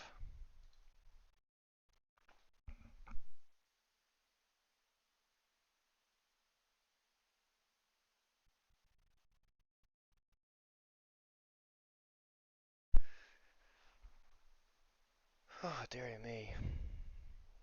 Dearie me. Okay, well we're in. It seems to be functioning. So let's go to our world settings again. We've got our game override. We haven't got default pawn, but we've got a default controller. So the controller will be launched, and on launch of the controller, if we just get rid of everything but this, and then go to our controller. So on launch, it'll new up a service for us, and then hopefully we can call load protein DB from our some kind of UI, right? So let's just for now just do it in a level blueprint. Makes sense, I think. Something like this. Ugh. So get controller or get player. Get controller. Maybe I have to do that.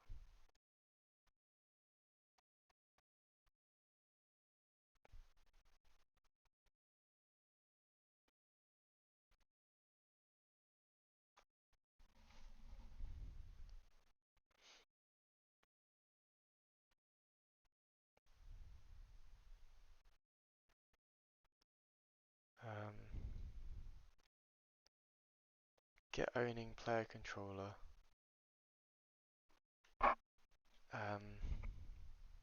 Get player controller. That sounds reasonable. And then it will be cast to protein BP protein controller. Oh, did I do one of those already? Blueprints, controllers. Oh, I did. Okay, that's great. So something like that. and then we'll call that method load data or something. Load. What was the load protein data? Load protein data. Compile, save. Alright. So if I then go into here and debug this session, I'm on 2022. I think I need to. Yes, that should be fine. Attach to process. Unreal Engine. UE. Unreal. There it is. Touch.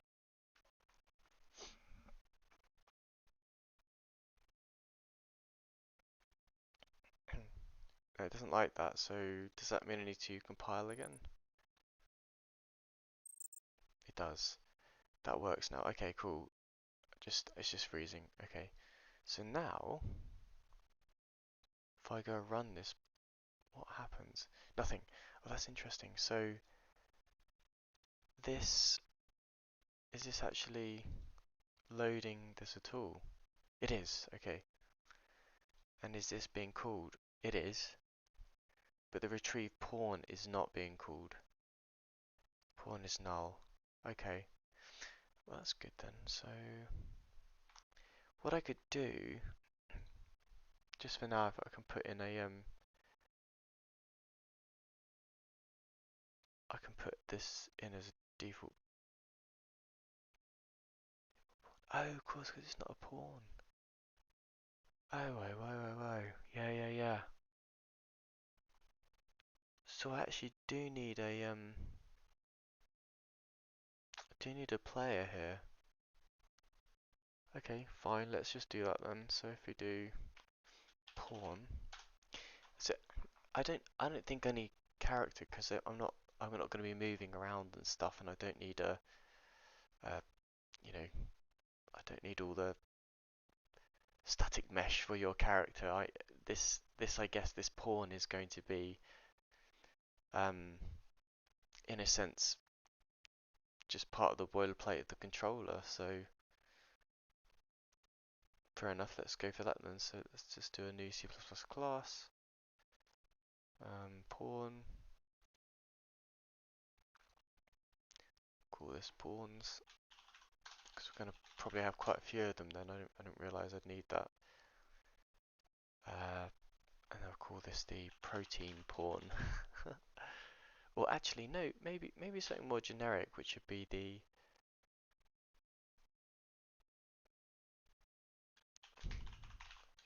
fair enough.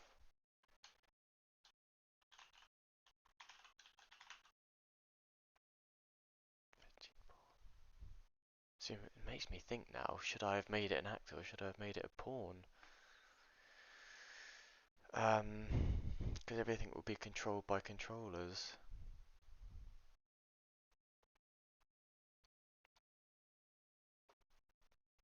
Doesn't matter, I guess. It doesn't matter at all. So actually, the protein pawn can be,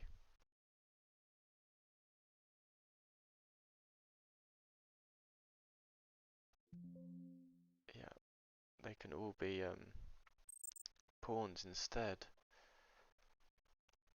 Um,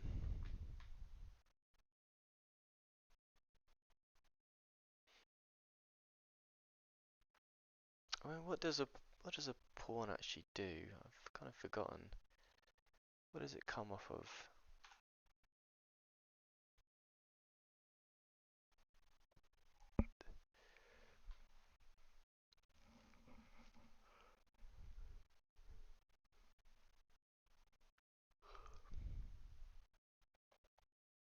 An actor. So it's something iNav agent interface. Actor degree possessed and receive input from a controller. I see. Yeah. Okay. So actually, this is not. This should not be a protein pawn by any stretch of the imagination. And really, it shouldn't be a protein controller. Don't think so. we need to rename some of these things. Let me go back into Unreal Engine, delete my controller here. Yeah, force delete. Let's go rename all this stuff. So let's go to here. No, this one.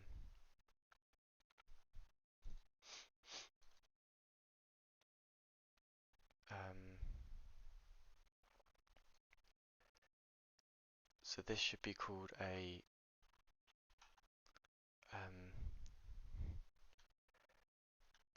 no, main controller, scene controller, level controller.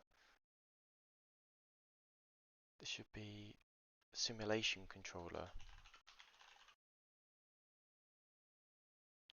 main controller. Let's call this the main controller, because I mean,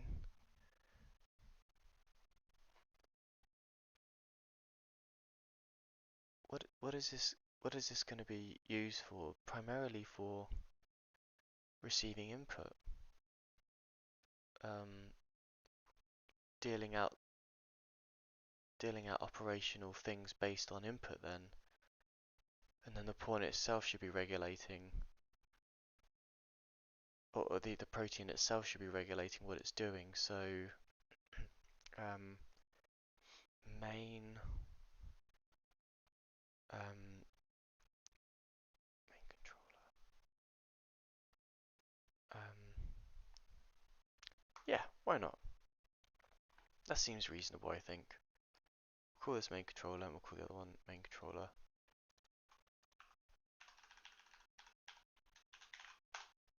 Good. And the pawn should be main pawn. Yeah. So I need to do it back in the public as well. Alright. And then I go and generate my files. Alright, how are we going in here? Let's see how things are going. Oh, people are coming. Yep, that's spam.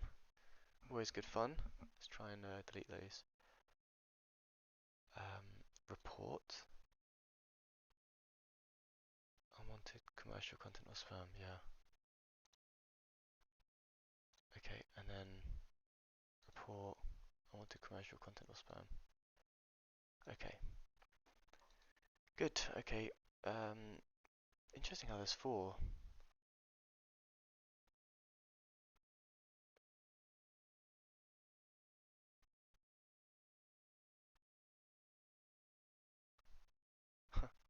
The stream's current bitrate is 201,777.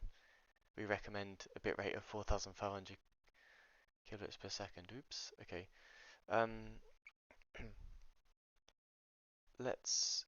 So we've just done that, then we'll go back into here, yep. And then we'll go and recompile this. Don't know if this is going to work actually. Might do. Yeah, okay. Loads of stuff to change. I forgot. So we've now got the new pawn name. So this is going to be the main pawn.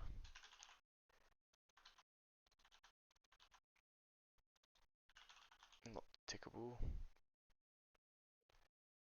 And we've got to change all this stuff. Ugh, I hate that word. Don't know why I use that. Ugh. I think that's done. And then we've got to go to the header. That's done already. Not sure how actually, maybe that's weird, okay, whatever. And then I've got the main controller, so a main controller like that, and then go and change the header file, that one, oh, and this as well. I just pressed something, I don't mean to do that. Yeah, great. Controller, main controller, main controller. That one there. Let's see what happens now.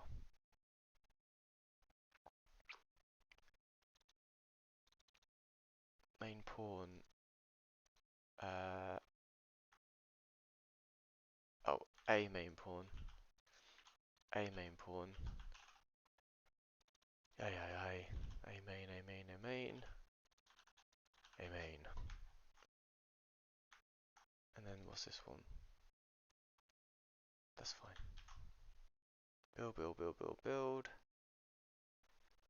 And then I'll create some blueprints based off of those. Yeah, we should be able to compile this now. Good. Let's get back into here. So this will be the main controller. BP main controller. And then we'll have the main pawn. BP main pawn. Then main a default pawn class is that one, and the controller will be this one. Now if I play this, this blueprint should now function. Oh, actually, yeah. Cast to BP main controller, and then this will have load protein data.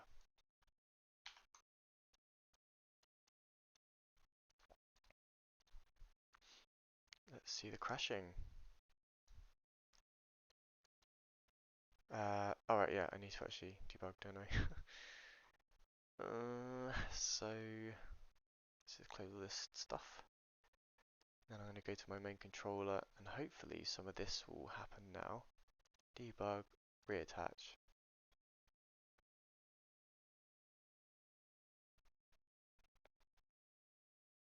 Maybe I need to compile again.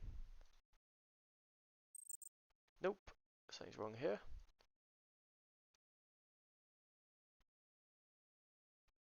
Attach to process.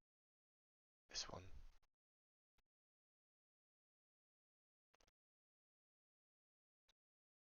Now let's try this again.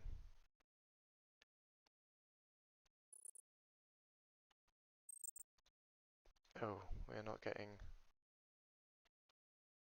happiness here for some reason. Not sure why that is. Maybe I need to compile first and then, because I think I compiled manually, so that causes some problems actually. I think because I think there's two separate DLLs generated. I think so. So I might have unsynced them now, which would be a shame. Let's try this again though. Let's hope for the best, right? Yeah, I think this will now work actually. So cancel.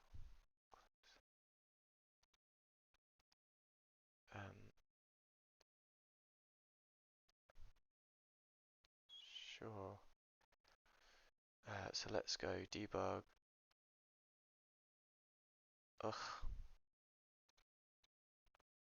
Debug. Start without debugging. Here we go.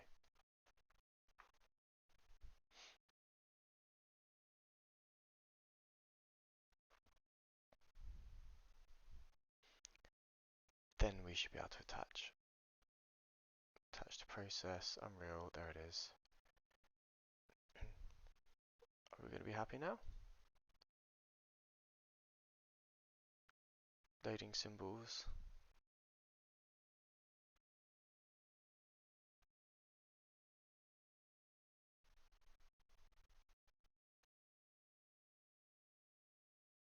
Okay, yeah, we're happy now. Okay, good.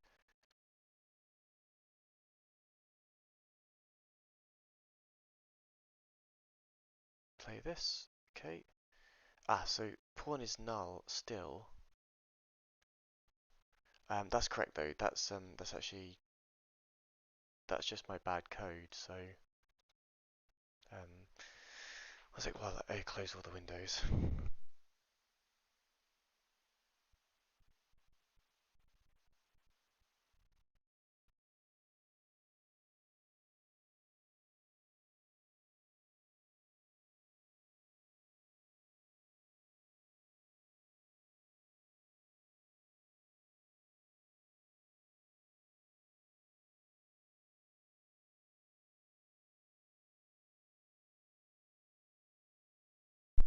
Okay, I think we're getting somewhere now. So this now needs to be um, coming from the pawn, and the pawn needs to have access to the actor. So the actor needs to be spawned by the pawn, and I don't really like that. So maybe,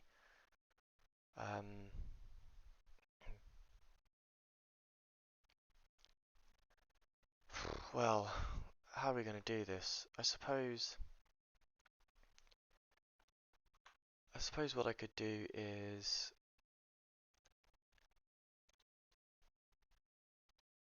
if you have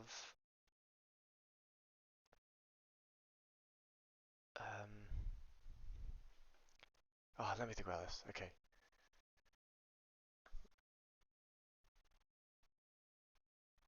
How will this work? This will work.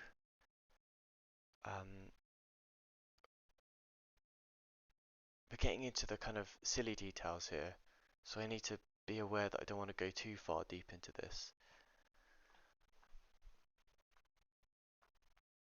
Um, but the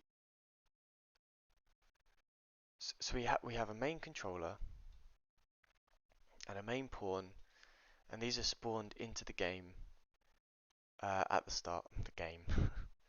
Yeah, the scene at the start, let's say. Um,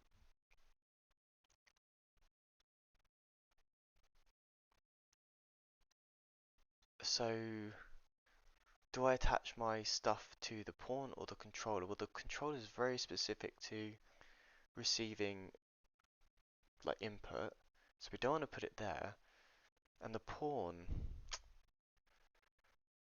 well, it's kind of just there to issue out requests.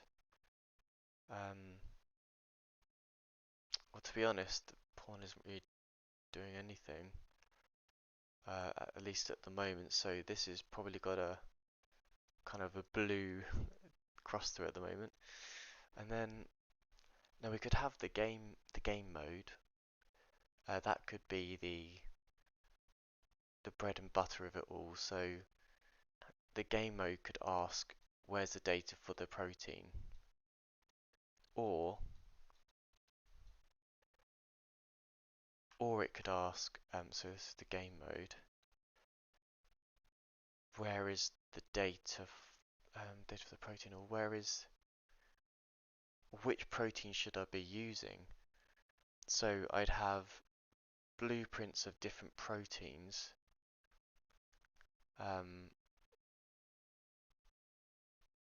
They would come from data. So the game mode would be a good one to put this on. I could put this on the game mode. Yeah, I think I'll put it on the game mode for now. I'm not sure where to put it, essentially. So let's do something at least. So actually, the protein data table will be defined in the game mode, which is out here.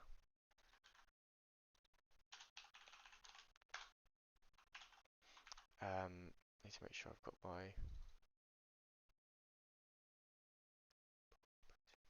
protein actor.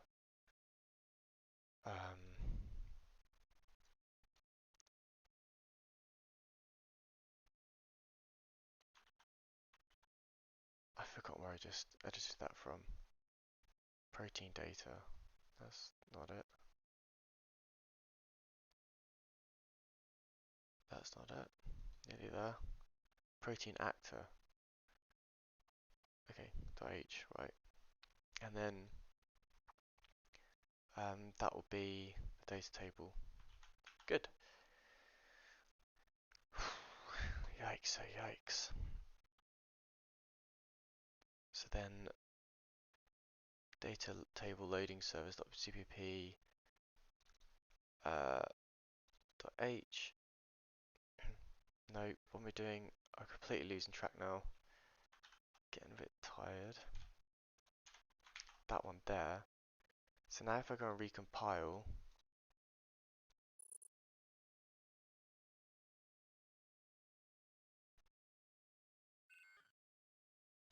God forbid, is not a member of a protein actor. Reload all. That's right, yeah, it's not. So this now needs to come from the game mode.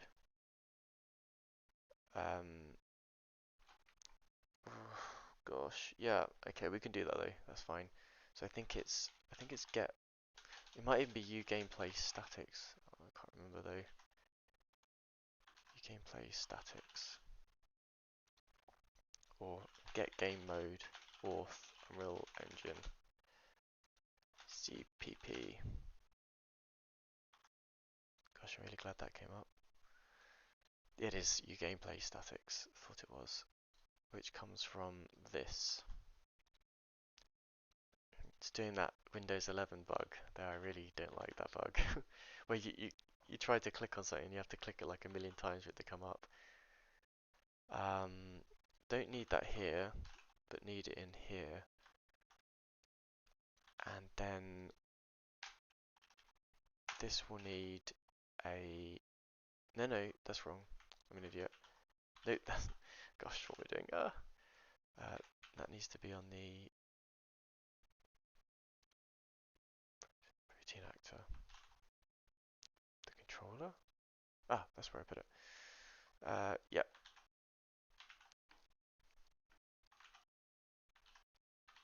Let's put that up top like that. And then I'll just use that function.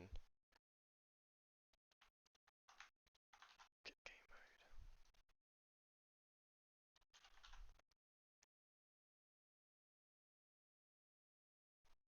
game mode, and it will be a science game mode base pointer.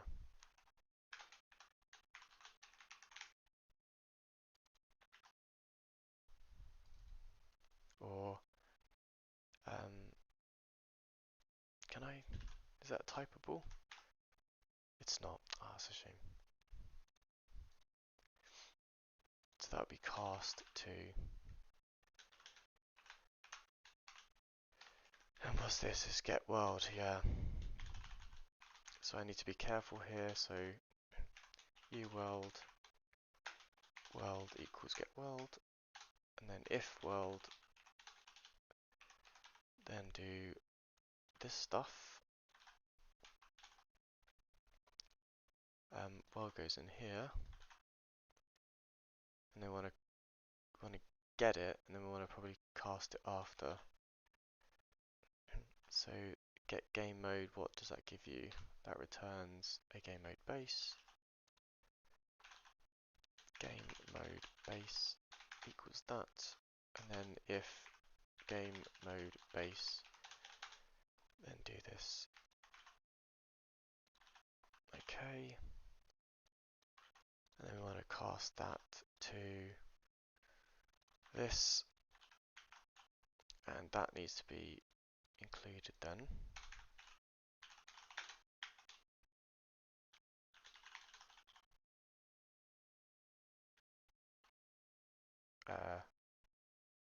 Science game mode. Wait, where am I? I'm in the controller, so I need to come back out. Game mode base, there it is. And with that, I can then say, let's call this data um, intermediary. Just double check that means what I think it means. Person who acts as a link between people in order to try and bring about an agreement. A mediator. Data middleware. Let's call it that. Middleware. Is that one word? Middleware is one word. Type of computer software that provides services to software applications. Okay, well, data. I don't know. Data provider. Let's do that. If data provider, protein database, data table, that one, then we need to go and set that on a spawned actor. Yes, that's what we need to do. So let's just edit that for a second. We're not quite ready for that. And then this needs to have a few logs. So data provider is null.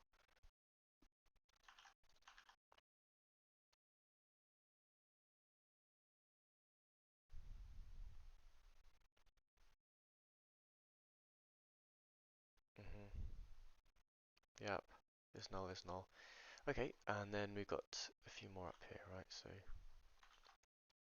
I do this because I don't like it to crash. It's really annoying when it crashes. So I just do protections in here. Game mode base is null, and last but not least, this is the world.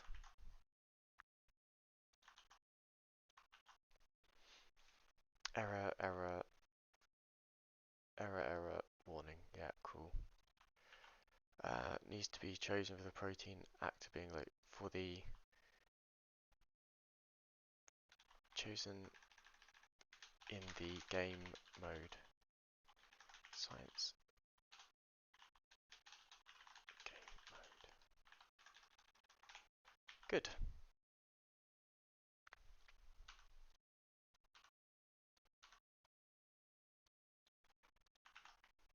Right, let's give that another go.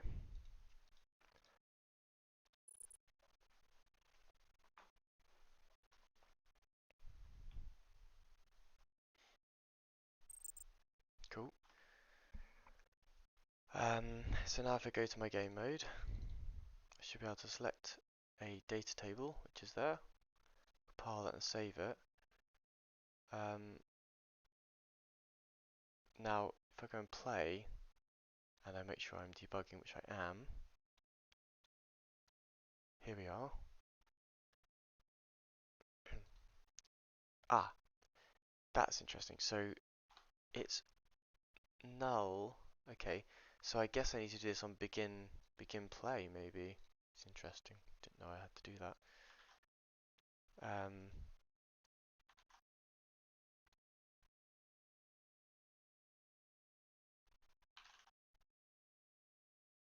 Does player control even have a begin play? I didn't think it did. Begin play. It does. Okay, fair enough. Begin play.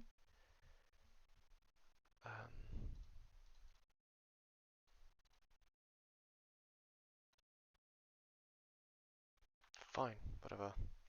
What was that? That's in begin play was in protected. Okay, so let's keep it protected.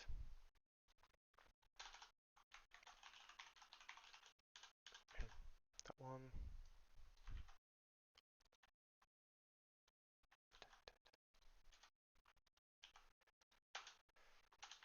Public.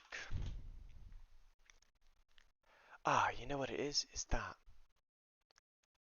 It's because it's private. Right, that means I'm going to do it in. I'm going to try it here first, because I don't know if it cares too much. But that's why it's not doing it, because it's private and can't be reset. outside. And you know what? I even think that this should be public. I don't think it's going to work either. Fine. Ah, you know what? I didn't actually tell that other guy how to do it. Is it possible to?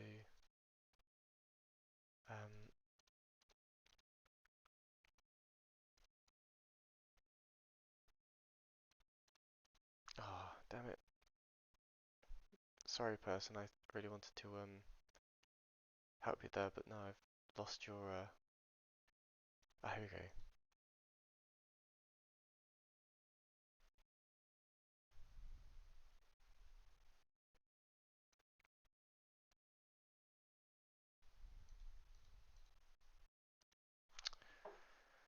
Doesn't matter. Okay, so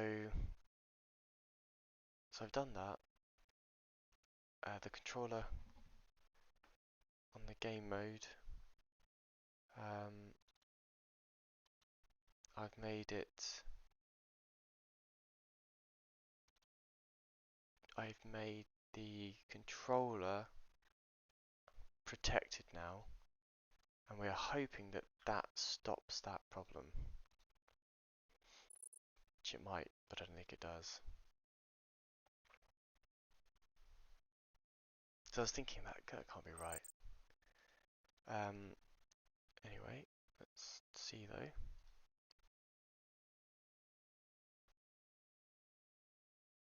Nope. And I suppose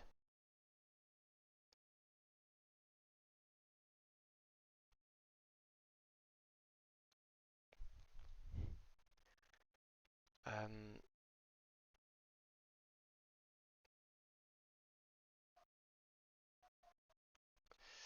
I suppose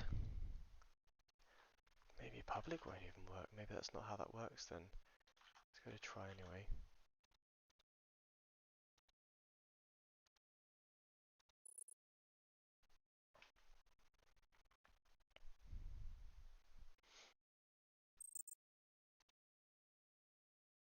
No, it's not. Okay, interesting. I've learnt a lesson there.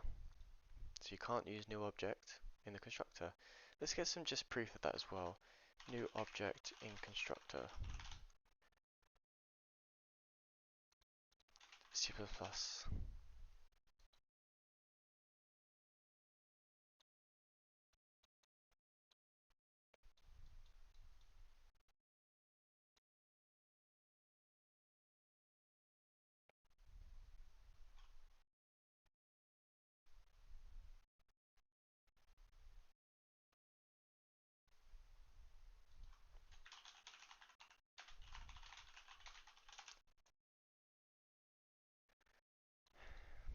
Sounds good, properly using it. Let's see what they say.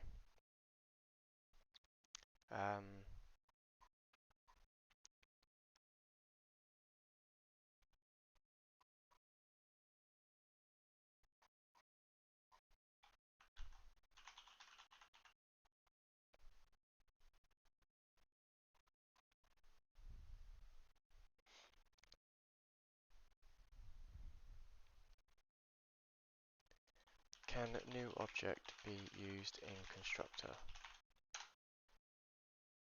Unreal Engine, C++.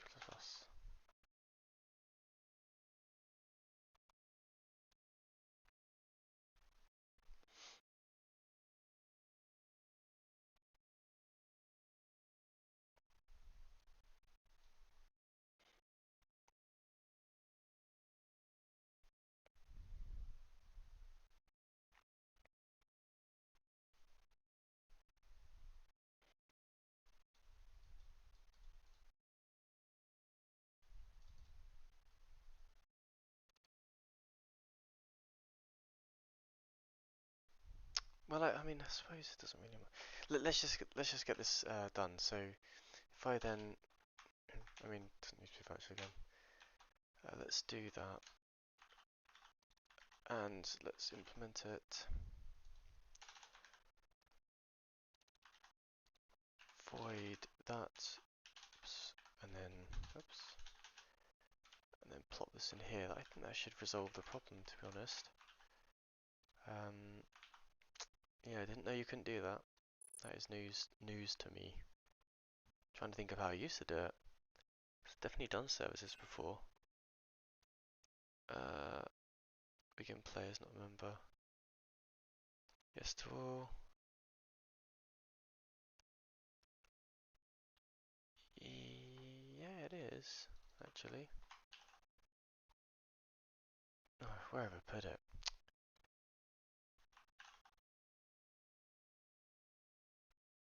Oh, I didn't save it. Okay, fair enough. Try that now.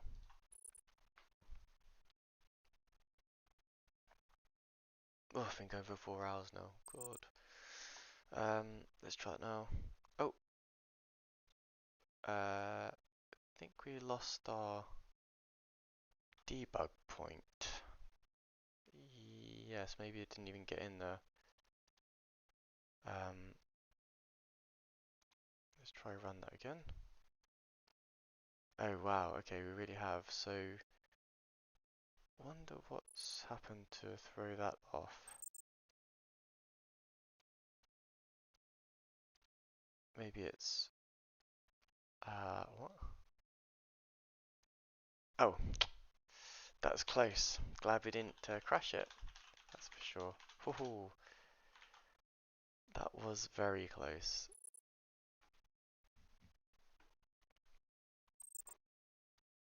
Alright, here we go.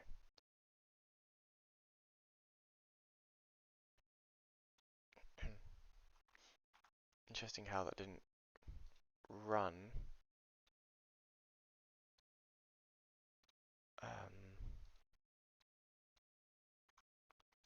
Kind of annoying.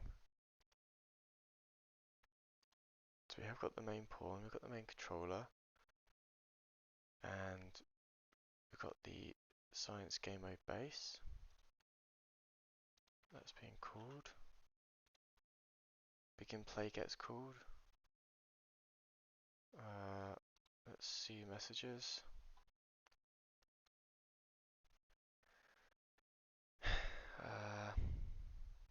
Don't think that's for that.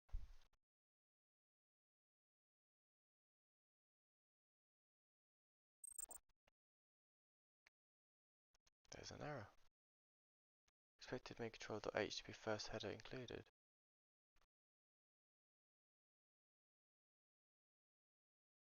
Oh, okay. I did not know that.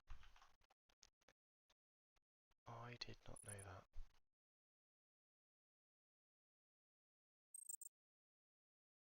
Okay, is that gonna work now? No. Well, maybe our level blueprint's muffed up. Save that. Because that should be calling that. Oh. No, that is correct. Yeah, so that should be in here. Quite frankly. And it's not. That's very strange. I think I'm going to save that, close this, re-whirl it up. Probably doing something very stupid, but it is a bit weird. And also, this can probably be moved back to private, to be honest. Oh man, everything's going a bit wild. I can't do anything. Not sure what's going on.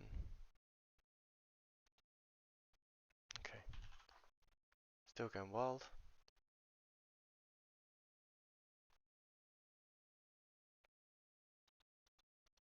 Okay, good.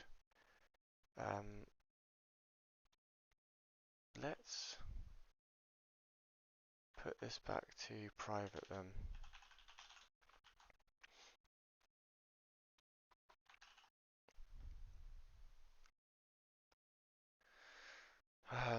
Let's build it.